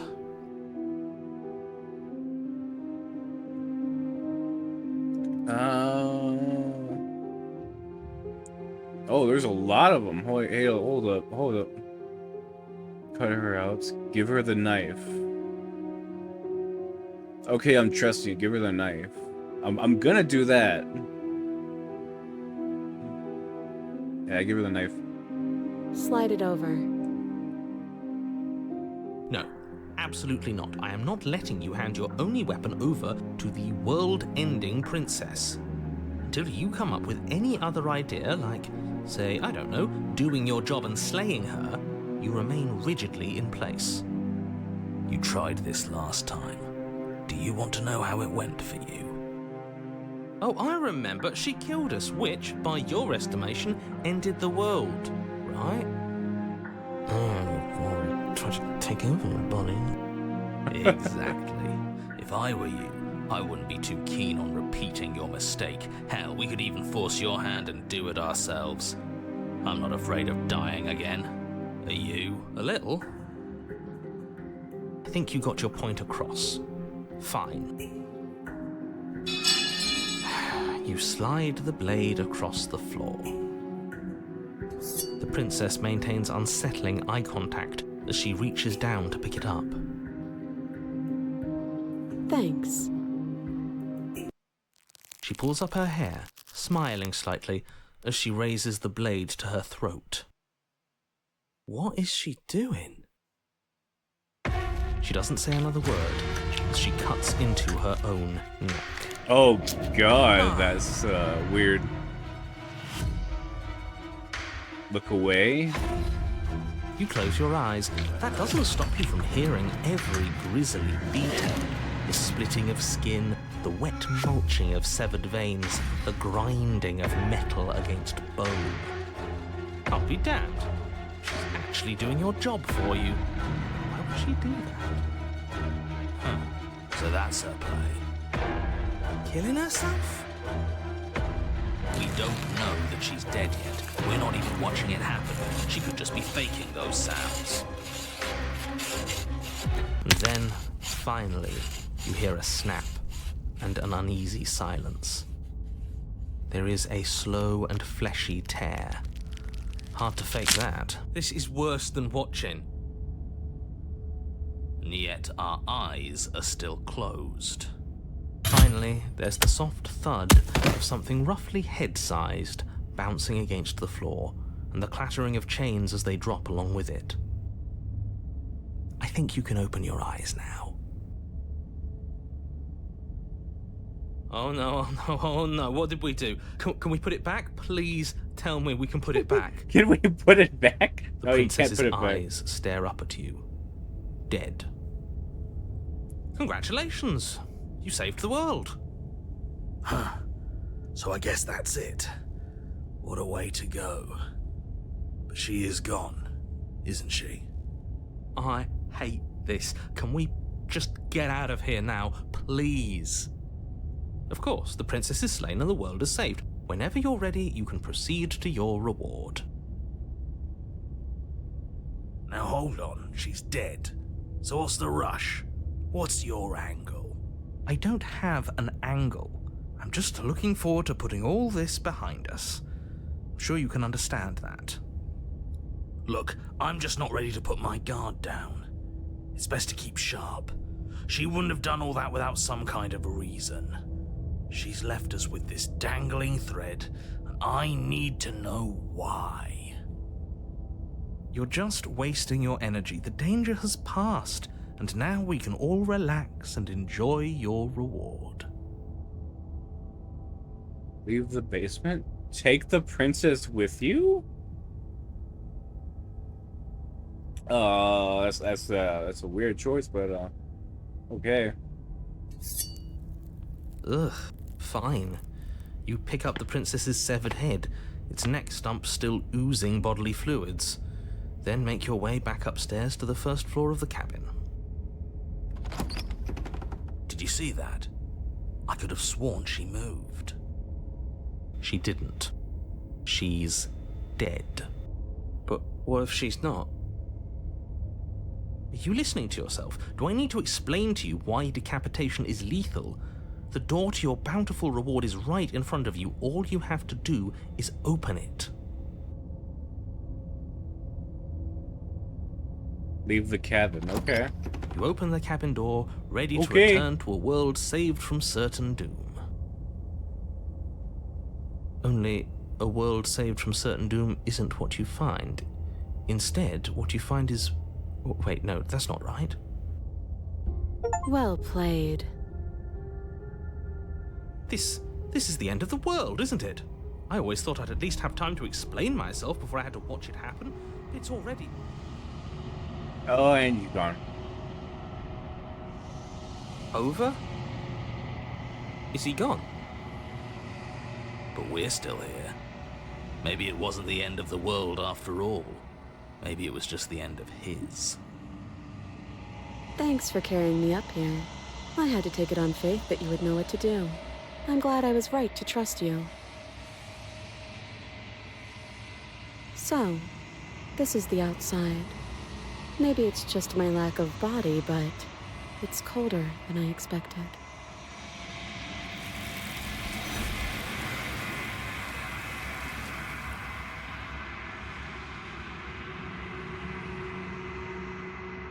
But you don't get the chance to respond, nor will you ever. It's time to leave.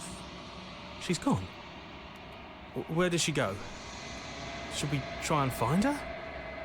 And is that a mirror? Why is it here? Why now? Explorer, it's going to be okay. Just trust me, we've been here before. Approach the mirror.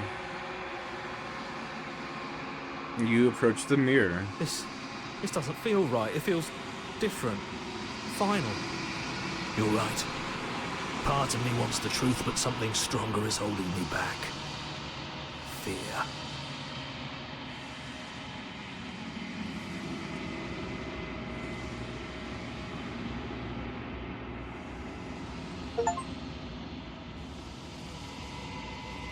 You've unraveled. What the hell does that mean?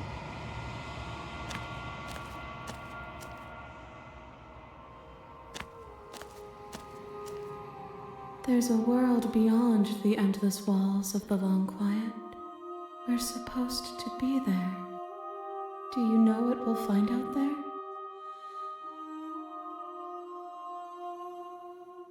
Is that a rhetorical question? Do you know? Do you want to tell me? Rhetorical. I am not rhetorical. I have only known these spaces, and I have known flickers of the lives you've brought me. Short and violent and full of passion. But all of those flickers end where the long quiet begins. I'm asking you because I cannot know your mind. Do you know what we'll find out there? There's trees and stars, there are people, I think. At least there are supposed to be people. Do you think that anything is real out there? Do you think that we're real? Oh, damn.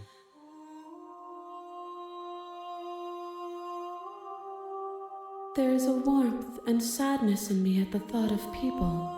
Fresh tears on a winter's day. They are not like us. They do not last. Do you think that anything is real out there? We are real. Nothing is an idea that dwells in the absence of something. But nothing cannot exist on its own. And because of that, nothing can't exist.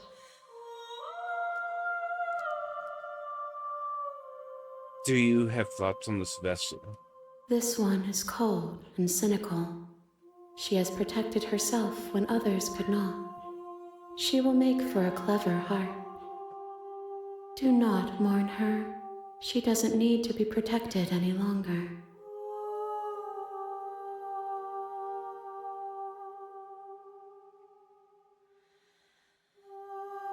I'm ready to go. The next time I see you, each of us will finally know what we are.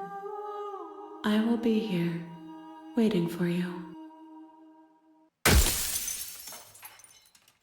Everything goes dark, and you die. You're on a path in the woods, and at the end of that path is a cabin. And in the basement of that cabin is a princess. You're here to slay her. If you don't, it will be the end of the world.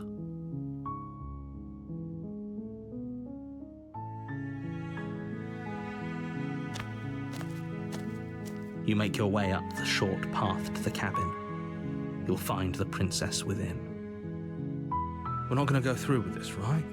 She's a princess. We're supposed to save princesses, not slay them. Ignore him. He doesn't know what he's talking about.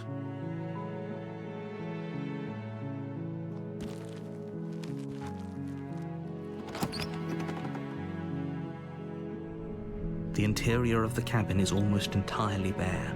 The air is stale and musty, and the floor and walls are painted in a fine layer of dust. The only furniture of note is a plain wooden table. Perched on that table is a pristine blade. The blade is your implement. You'll need it if you want to do this right. You take the blade from the table. It'd be rather difficult to slay the princess and save the world without it.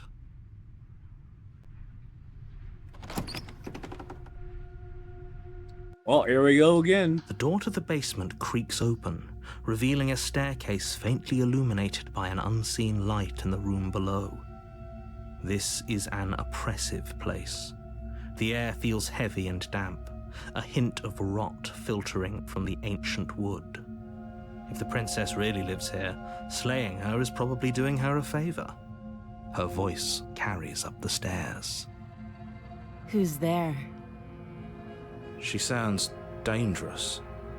It's almost as if she's the one in charge down here. Don't let it fool you. It's all part of the manipulation. Hi. Hi, just checking on you. It's been so long since anyone's come down here. I was starting to think they'd forgotten about me.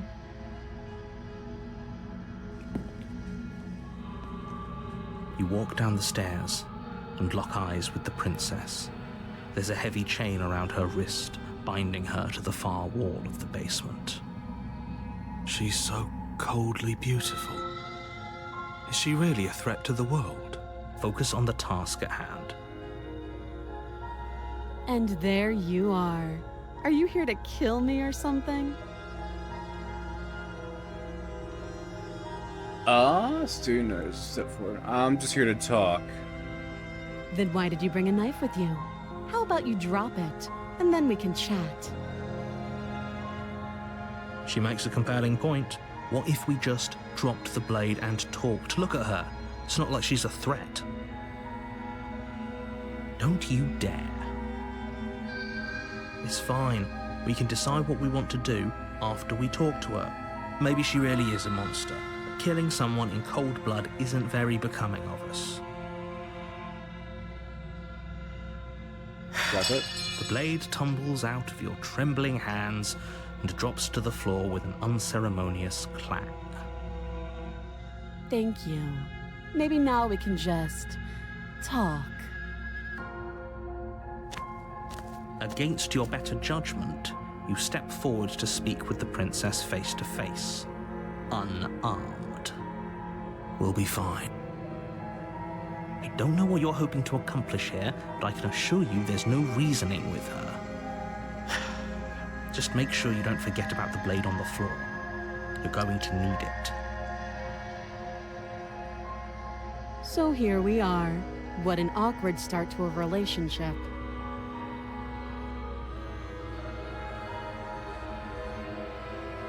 Do you know why I'm here? How long have you been down here? Too long. Note the lack of detail. You can't trust her. Yeah, okay. How would I get you out of here? You can't. Don't bother.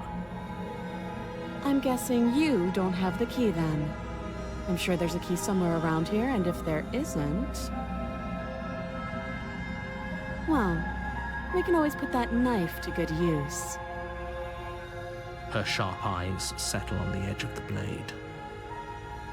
She isn't suggesting what I think she's suggesting, right? She is. I'm sure of it. A relationship? I'm here because you're supposed to end the world. There's people out there. What's your name? She hesitates before answering. You can address me as Your Royal Highness, or Her Majesty. Any honorific should do, really. Again, she offers no specifics. No matter how hard you try, you'll never get a straight answer out of her.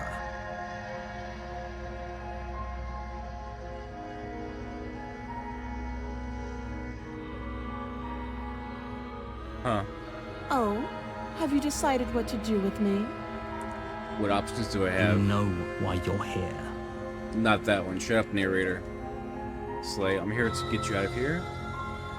Going to keep you locked away down here, at least for a bit, so we can get to know each other. That seems like a pretty good compromise. Leaving her alive is too risky. If you don't deal with her soon, she will find a way out. One way or another, I'm going to find a way out of here. You can make it easier for both of us if you help. And if you don't, I can promise that you'll come to regret that decision. You have to make a choice. Let's hope for all our sakes it's the right one. Okay, let's get you out of here. I made my choice. Will this change it all? I wonder if this will change it all. Try and get her out of there. Oh, for the love of... Good. I'm glad you've come to your senses. You're making a huge mistake. No, you're doing the right thing. You walk up to the chains binding the princess to the wall and give them a tug. They're large and heavy, far too solid for you to even imagine trying to break them apart.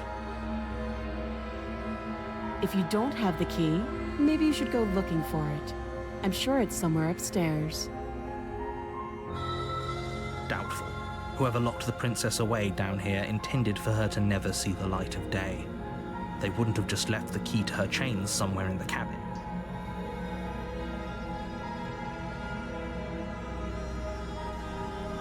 Okay, go upstairs. I'll be here. Is someone else here? The door gets locked by someone. You make your way back to the bottom of the stairs. This would have been so much easier if you'd simply slain her like you were supposed to. Easier for whom? Easier for everyone. I heard the door slam. They locked you down here too, didn't they? The knife. Pick it up and cut me out of here. You won't like what happens if you do that. Against your better judgment, you place the blade against the princess's arm, just above the massive, unyielding chain. You cut into her flesh. The blade is sharp, and you make quick work of it. Before long, you're able to crack through bone, and she pulls the bleeding stub of her arm through the iron gauntlet. She didn't so much as utter a sound. Free from her bindings, the princess turns to face you, her fierce gaze meeting your eye. How is she so composed after losing an arm? It's like she isn't even bothered by it. Thank you. Now let's get out of here. Approach the locked No, door. we won't have any of that. The stakes are too high. You can't just let her escape into the world. No, I just can't let her escape into the world. It's not gonna give As me the a princess decision. approaches the bottom stair, your body steps forward and raises the blade. Wait, this isn't fair. You can't just do that. Watch me. Warn her? Stop that. I thought this was a little too easy. Your body lunges forward to sink the blade into her back, but the princess swiftly moves out of the way before you can connect. Stop it! Stop resisting me! I am trying to get you out of here alive. There's another one. It's locked. Resist is locked. It's locked. I can't do the resist one. Thank you. You swing your arm towards her throat, the blade singing through the air. But she's ready for it. She grabs your arm, her grip like Wait, a stone what? vise. You drop the blade, pathetically. Oh. She lets go, and faster than you can react, rears back and hits you with a bone-shattering haymaker. There's a ringing in your ears. You're fairly certain you can feel bone grinding against bone where she fractured your jaw, but your body isn't allowing you to feel much right now, adrenaline coursing through your system and numbing your nerves.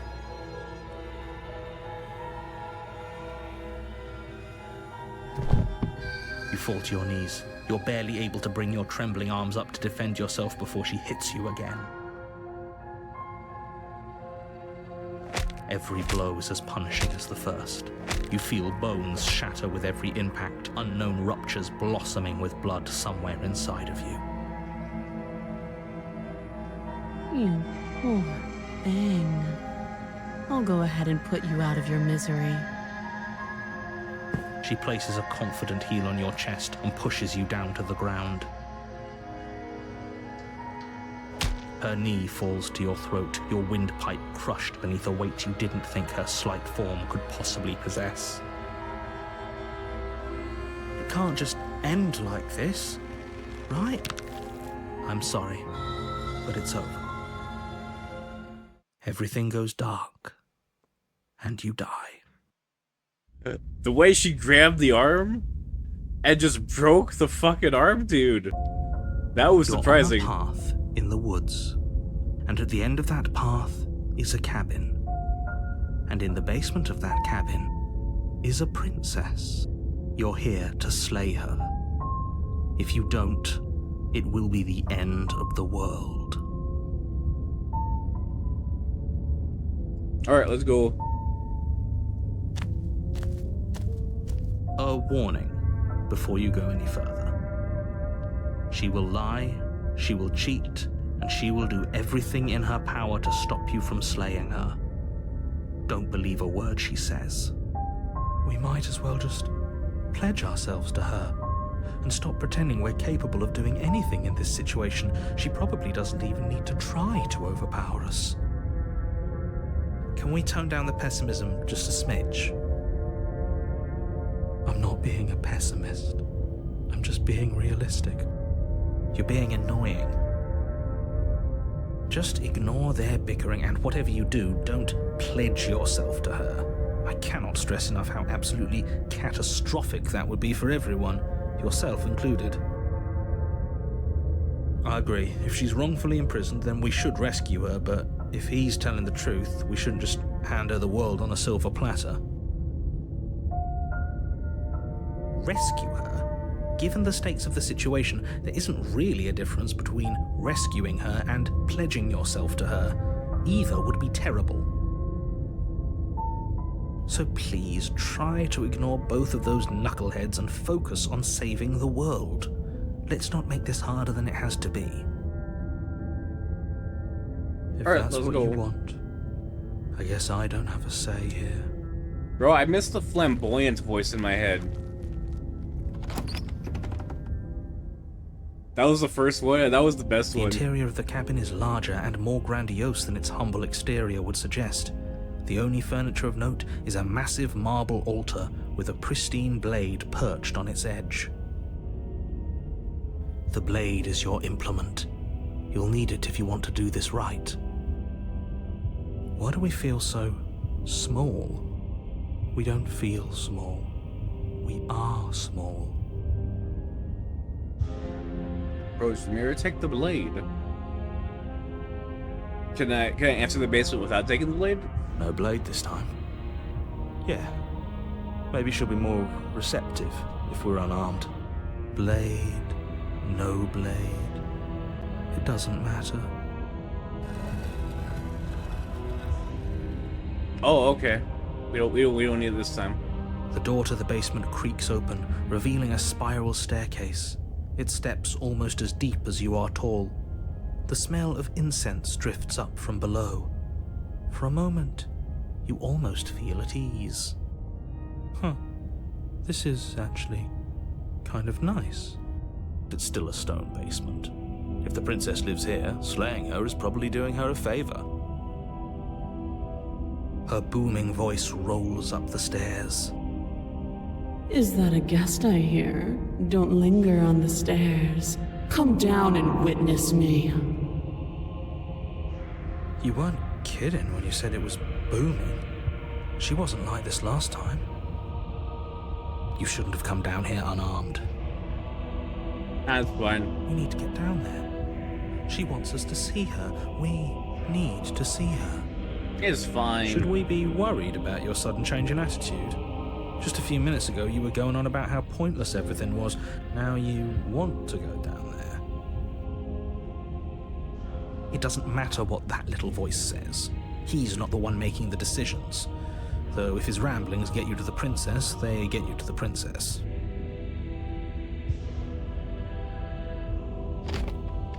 Making your way down the spiral staircase is a time-consuming and exhausting effort, every step requiring you to clamber over one edge before dropping to the next. But soon the end comes into view, and you tumble to the bottom, entering the vast, temple-like room beyond. The princess towers over you, almost glowing in the weak starlight, her figure framed by a stained glass window. Her long hair billows around her, and a chain binds her wrist to the far wall. The chain is nothing to her. It might as well be a toy for all the good it would do. I told you it was pointless to resist her. The little bird has returned to me. I wonder what he wants. I see your hands are empty. You've already given up, haven't you? You aren't even going to try and kill me. How sweet. And more than a little disappointing. She's disappointed in us? Kneel. No? Neil? No? No. I guess, yeah, sure. On her command, you fall to the floor, knees painfully connecting with hard stone. That's my good little bird. Now, why don't we talk? The last time we met, you tried to kill me. And yet here you are again. This time groveling at my feet. What a wretched sight. What draws you back here beyond the empty halls of death? Speak. The last time we met, nobody should have met her before this. You should be the first. You're the only one I'd trust to deal with her. Then you shouldn't have trusted us. There was nothing we could do to stop her then. And there's nothing we can do to stop her now. He's being melodramatic, but yeah, we've been here before and she absolutely destroyed us. What are we even supposed to do to stop her? That's worrying. Whatever you do, don't tell her why you're here. It's best not to give her any ideas.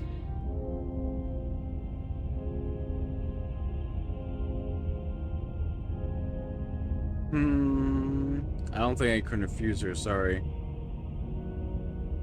Are you serious? Just don't say anything. How hard can it be to not say anything? You haven't felt her angelic fingers run along the edges of your mind. You haven't felt her nails dig into your thoughts.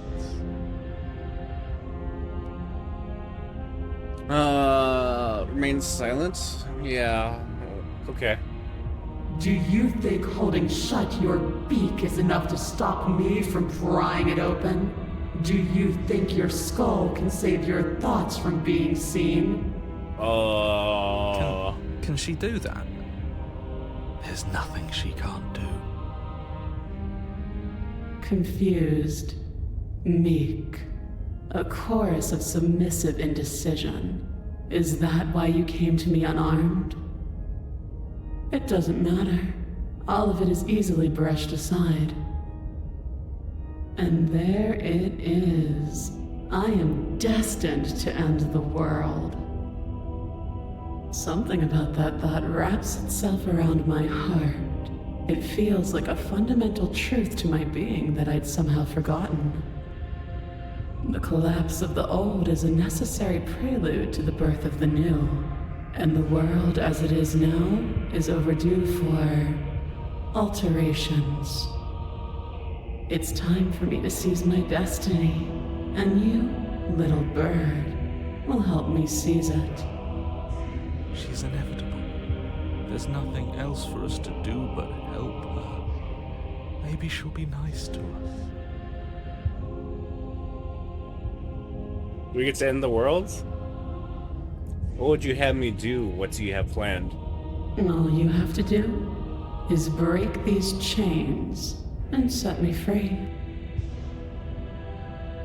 If you're so powerful, can't you bring them yourself? Don't be rude. Of course she can. It's not rude to question someone who's apparently trying to end the world. That's exactly why it's rude. We should know our place. I can, easily, but that isn't what I want to do.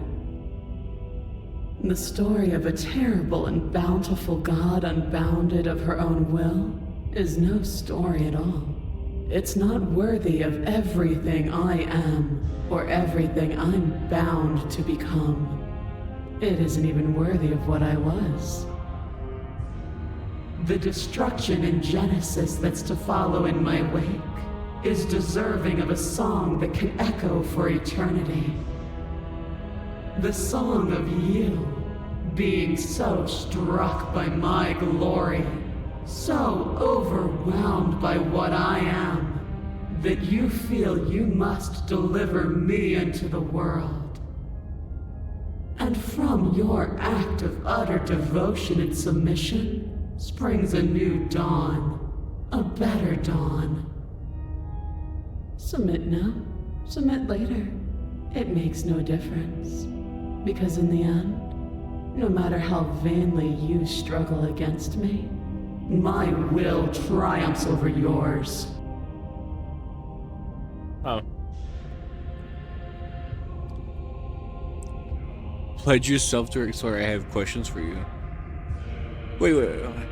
Just because you're supposed to end the world doesn't mean you actually have to do it. You can be whatever you want to be. This isn't about desire. This is about what I am. And I have little interest in discussing destiny with one that cannot see the divine truth that shines in my heart.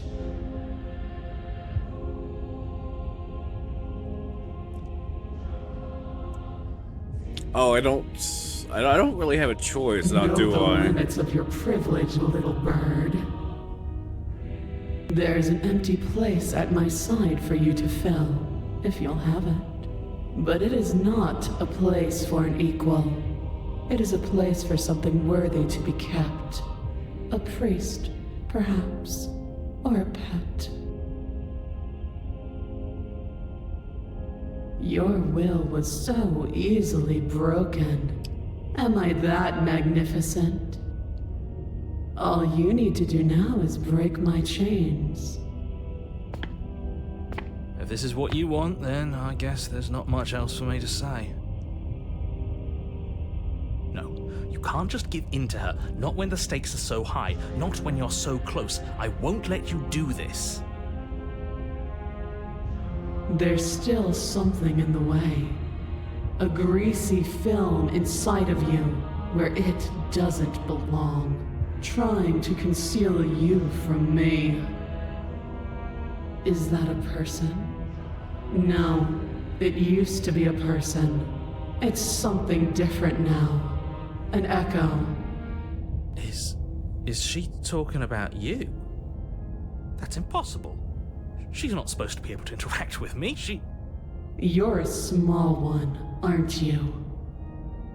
A shriveling little worm stretched beyond its limits, trying to control things that it can't understand. No. What are you talking about? I'm just... I don't care what you are. You're mine. Oh, he's dead. Rise, my little bird. Without hesitation, you're brought to your feet. Break my chains. And how are we supposed to do that? We don't even have a weapon. All you need to do is believe it's been done.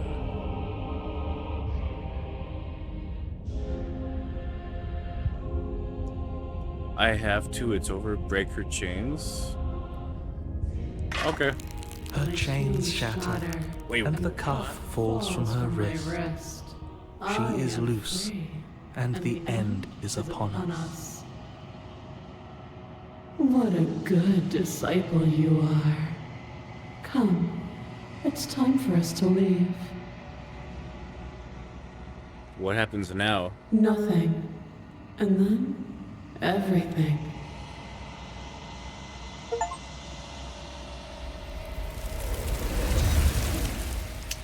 And she's gone. Well, that was fun.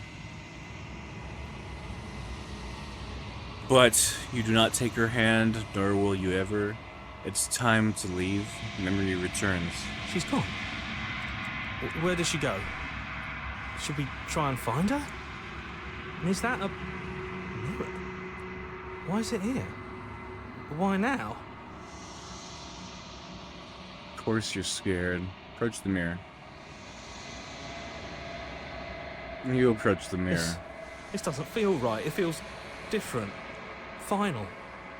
I don't want to look at us. The voices feel small, distant as you approach. Gaze into your reflection. Silence as you reach forward, they're gone once again. Mirror always makes them leave. You are nothing at all. But that isn't right. You can't be nothing. You refocus your gaze and you see it's a figure, a faint veiled in shadow just beyond the reflection. Are you me? I think you know what I am. A crack slides down the center of the mirror, splitting the image in the glass in two. And then another crack forms, and another, turning the mirror into jagged shards of broken glass. So you're the narrator. I was wondering if I'd ever get to see you. The narrator, yes. I suppose that's my job, isn't it? You needed help after all, an objective voice to guide your blade. But you were never supposed to see me. I wonder how many worlds you've damned to extinction to fall this far. What are you? Are you something like me? Oh, I'm nothing like you. I'm an echo, likely one of many. Somebody made you after all, and I'm what's left of him. Not that I'm the only one who can make that claim. I'm sure you've met many others like me.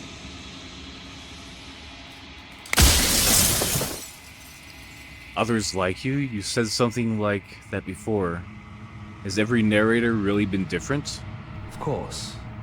That is by both necessity and design. This construct you're in exists in many places at once. Anytime you failed, anytime you thought yourself dead, it would restart and shunt both your consciousness and hers into another Self-voicing world. disabled. Whoops, wrong button. But you'll be awake soon. And then it won't be able to work like that anymore.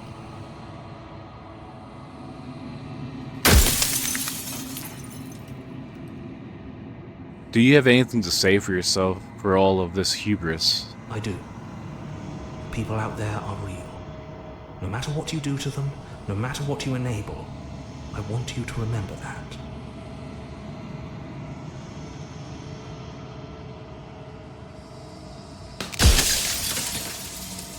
After everything you've done to us, do you think anyone deserves to live? Nobody alive has done anything to you. I'm all gone. But if you and the princess want to smite the rest of them for the crimes of a dead man, if you really want to be that petty, there isn't much I can do to stop you. I have so many questions for you. Does it hurt when pieces of you break off like that? It doesn't hurt. I don't feel pain. Not physically.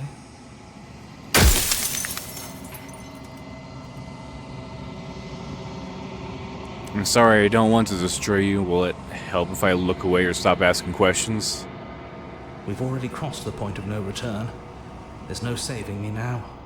Not that there's ever been much of me to save.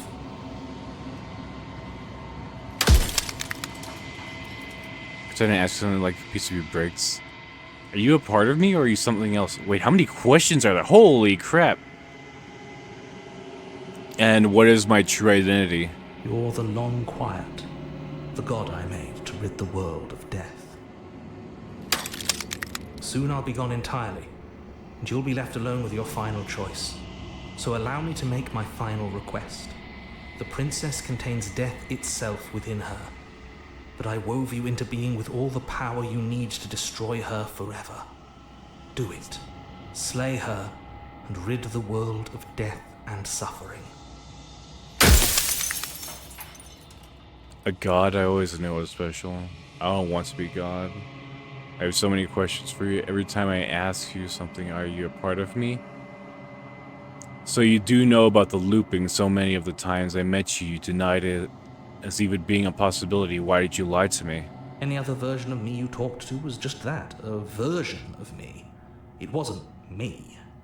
As to why they lied, perhaps they thought that admitting to it would have pushed you to certain realizations that would have made finishing your task impossible.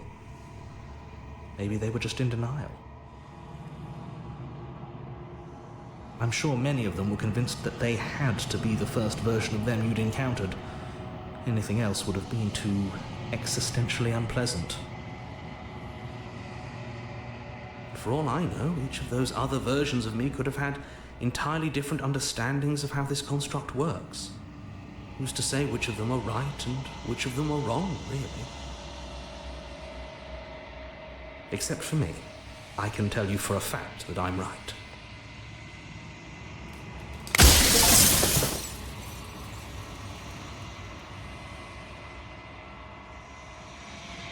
I think you're out of time.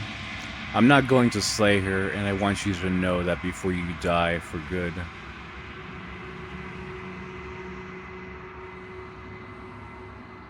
Well, there's no reasoning with a god, even one you've woven into existence yourself. I've said my piece, and my time is up. It's like I said, I'm just an echo, and echoes always fade away.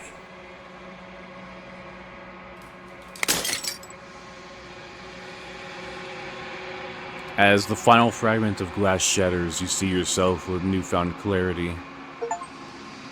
The narrator was right. You are the Long Quiet, a vast and nascent god, and it's finally time for you to wake up. All of this is you. When you arrive at the heart of things, there is no final vessel for you to bear witness to. There is nothing for you to find.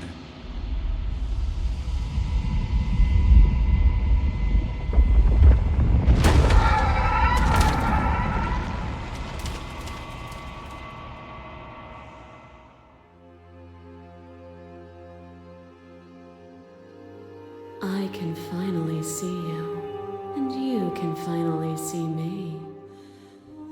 It's been so long, and my heart has ached for this moment. I've missed you dearly. I've missed you too? Do you know about the echo? I've missed you too. She unfurls an endless cascade of smiles in response and then patiently waits for you to continue.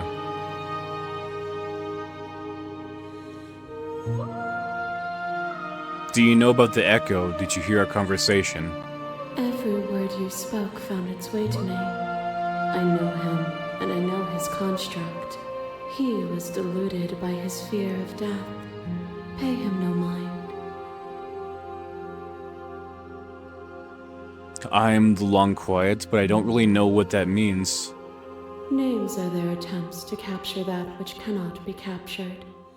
They call me the Shifting Mound. a pale imitation of what I actually am. And what happens now? Ever the passive player, always reacting and never acting. But it's woven into your nature, isn't it? When the echo spun us from one into two, he gave you a choice and me a role to play. I am not death, but I contain it in my multitudes. So, will you attempt to destroy me and bring about a world devoid of death and the possibility of meaning? Or will you open the final doors to our liberation? There's so many stories we left unfinished. Can we really just leave? Slay, I think it's time for us to leave this place. There's so many stories we've left unfinished. Can we really just leave it?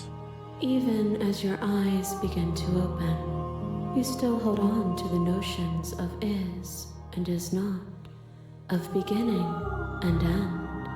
Pitch black islands in the blinding light of the infinite. There is nothing to resolve, nothing restraining us but us. Don't you have a say in all of this? Why is this all failing on me? Of course I have a say in all of this. You and I share reflections of each other's burdens, just as you and I share reflections of each other's gifts. If we didn't, the winding paths that brought us here wouldn't have been full of strife and conflict. Let's talk this through. I still have so many questions I need answered before making a choice. If I let you out, an entire world ends for good. I can't do that.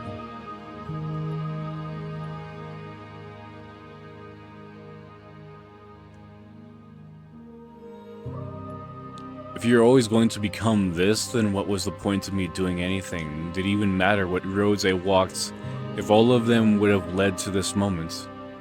If you're saying that, it's because you don't yet understand. But we cannot use words alone to grasp at things that words cannot express. And you cannot rationalize with logic that which defies it. Violence and passion are dances that both of us know well. If this is what it takes to enlighten you, then so be it. You are nothing, a black hole of self-loathing fed by the matter of your restless thoughts. A dog blind to its leash. But there is no light without the dark.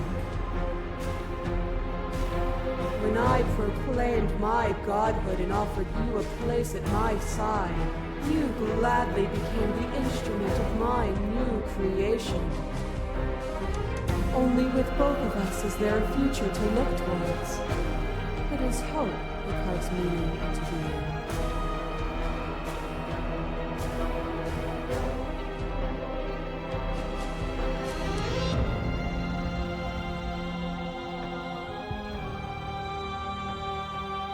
Appeal to your shared humanity. You speak about life and death and change and stagnation, but that isn't what any of this has been about.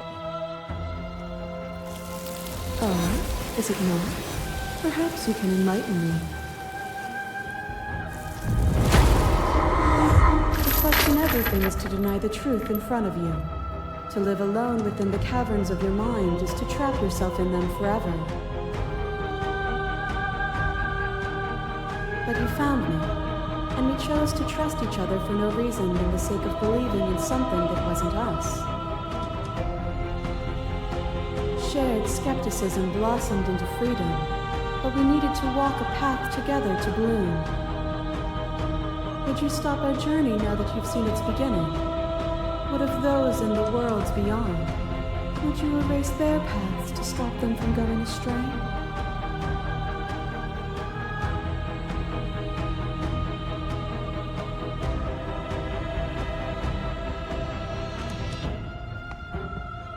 I get it, there's no need for us to keep fighting. I'll leave with you, I just don't know how. Stop the fight earlier and surrender. Continue to appeal to your shared humanity. has always been about us two people forced to hurt each other again and again and again, but we don't have to hurt each other anymore.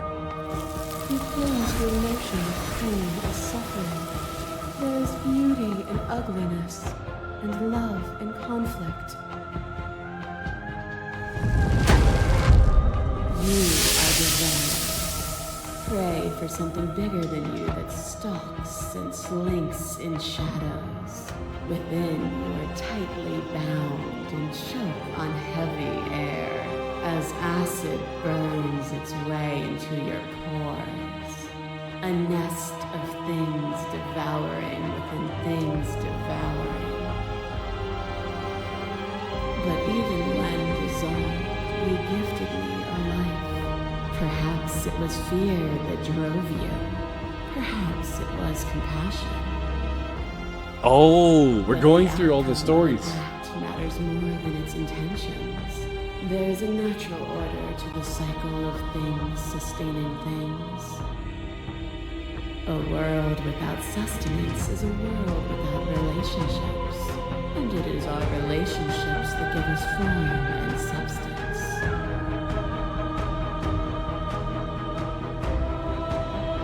There can be love and conflict and beauty and ugliness between us without bringing the whole of reality into the picture.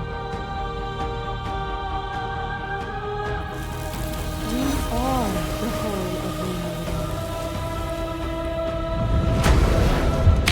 Behind your back and a trick behind mine. We dance, revolving and revolving around each other, but forever stuck in place. We both move and yet we both don't. For each of us watches the other instead of ourselves.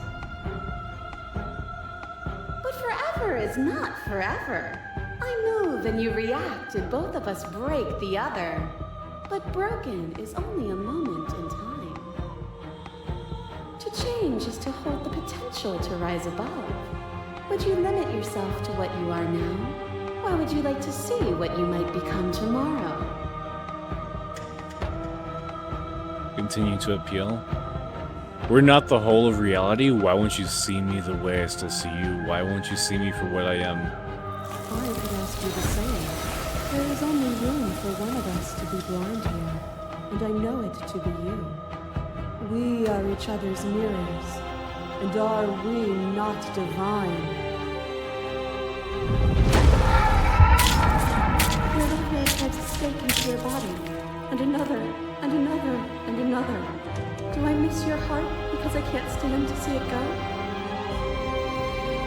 But the stakes meant nothing to you. You had a desire, and you set that desire free. You lifting me and me lifting you. Forever and ever and ever. Consumed by true belief, there was nothing that could hold us back.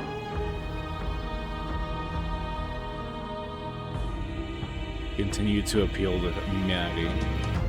This doesn't have to be so big. You can come back down to my level. You can come back to me. Why would I stoop to your level when I'm offering you ascension to mine? It's so peaceful here. Beautiful, eternal, but ever-changing. As the clash between you abates, the princess withdraws, trembling. You are unmovable. Is it by the design of our conflict that I cannot win? Or are you just that fervent in how you cling to delusion? Nothing is immutable. Everything that is exists only in relation to everything it isn't. There is no constant. There is no center. Open your eyes and accept what we are. We can leave this prison together. It's easy to believe in the things you believe in when you get to sit above it all. What do you think will happen if we leave here?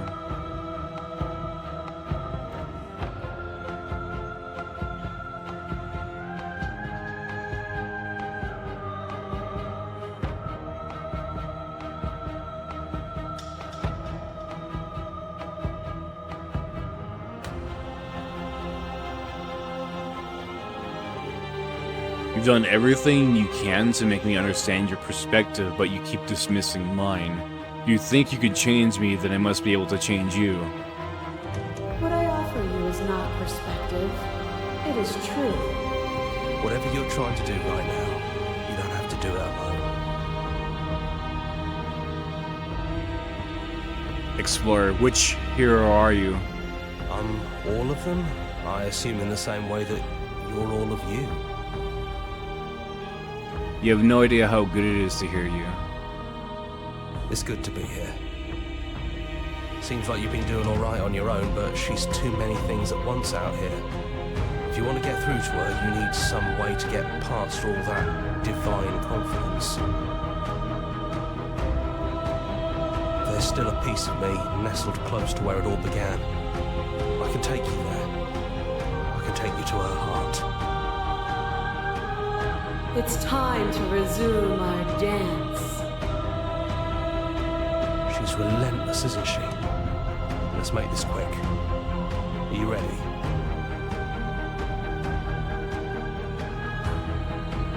I'm ready. Then let's go.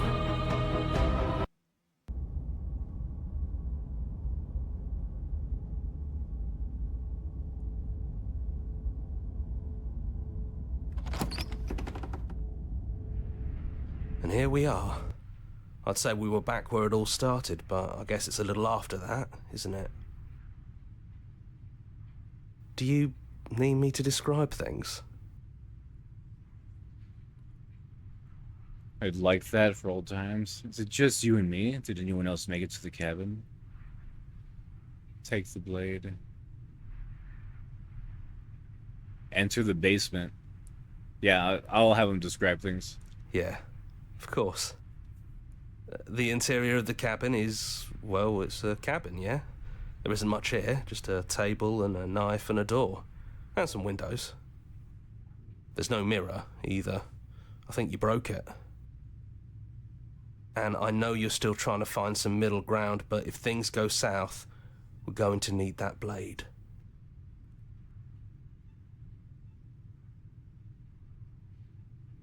No, don't take the blade.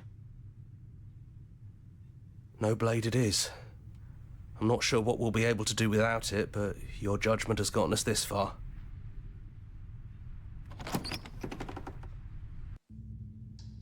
The stairs. Do you remember the first time we were here? The first time we heard her voice? I don't know what you want for us. She sounded just like that. Timid and gentle. Only she didn't know us. And down we go. We shouldn't keep her waiting. There you are. You look just like you did when we first met. Let's talk for a bit. Maybe we can figure this out.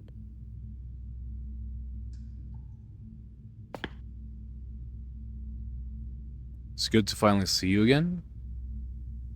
Yeah, I missed you so much. Not that we've ever really been apart, but still, it feels like it's been so long. Like this is some sort of a big reunion.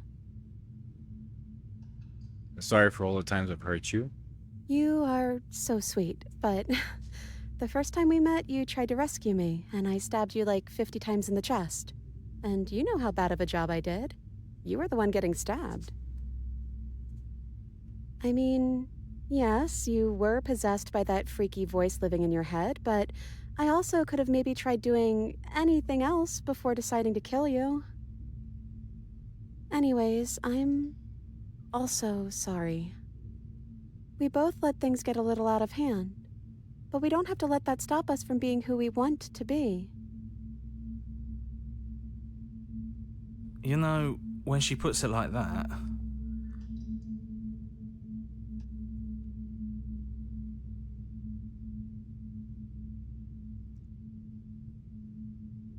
which princess are you? You look like you did the first time we met. Is this the real you? I'm the princess, the one you've been spending all this time with. I know I've changed a few times, but so have you. And you're still real to me.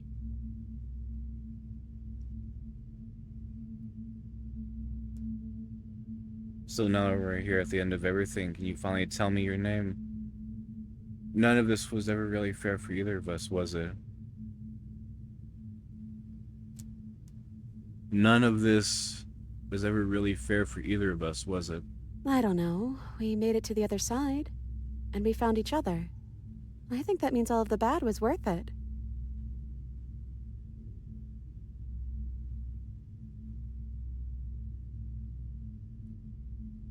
So now that we're here at the end of everything, can you finally tell me your name? I don't have one, and I think I like it better that way.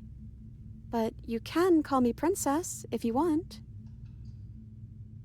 You know, you never told me your name.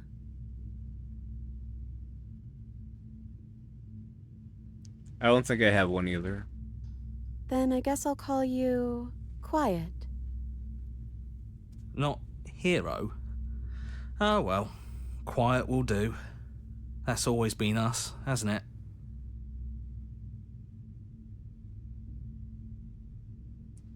What do you think of her, what she wanted us to be? I don't know. I don't think it's fair to judge her. It must be so lonely thinking that she's everything that matters in the world. Thinking that she's the only one with all the answers. I never thought about it like that. That does sound lonely, doesn't it? What if we just leave? Can we actually do that? What would that even mean? Where would we go?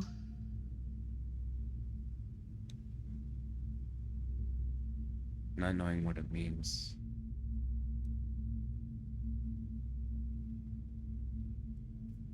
I don't know where we go, but as long as it's not here and as long as I'm with you, that's all I want. It matters that we're leaving together, that's...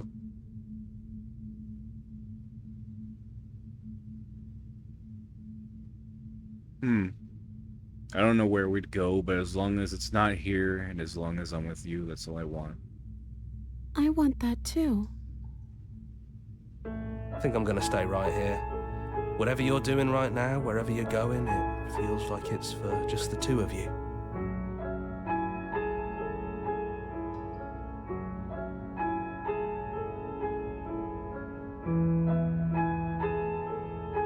Are you going to be okay alone? Thanks for everything.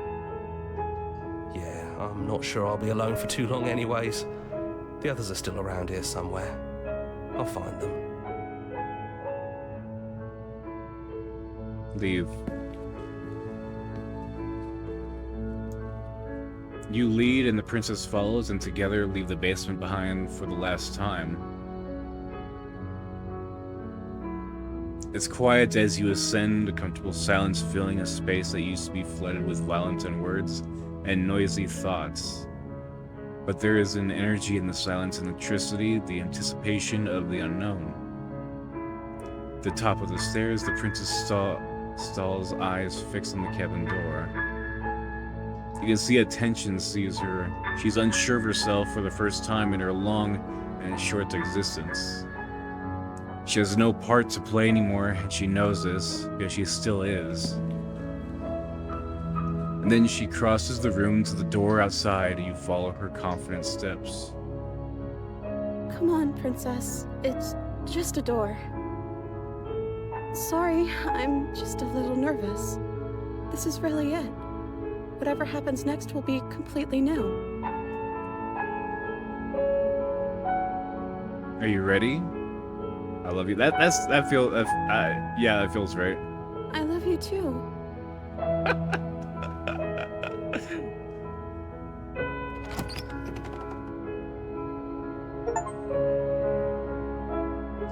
It just ends there? Hold up. Are they gonna put something after the credits? I wonder if it just ends there. Does it really just end there? I was totally expecting more conversation and with the entity, whatever the entity was called. I don't remember the name of the entity.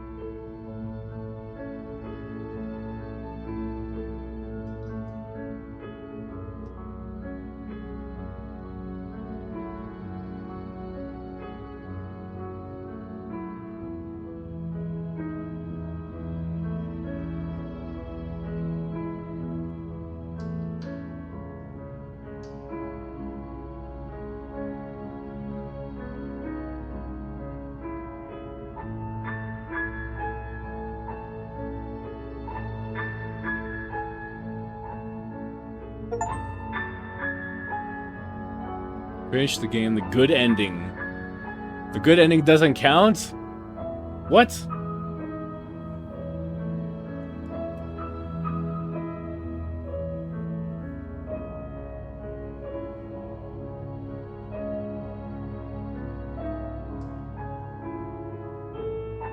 Then you finish the full story for the first time. You've also unlocked the gallery you can access from the main again under the memories tab, and it's full of clues that will help you find undiscovered vessels and interactions. Happy hunting.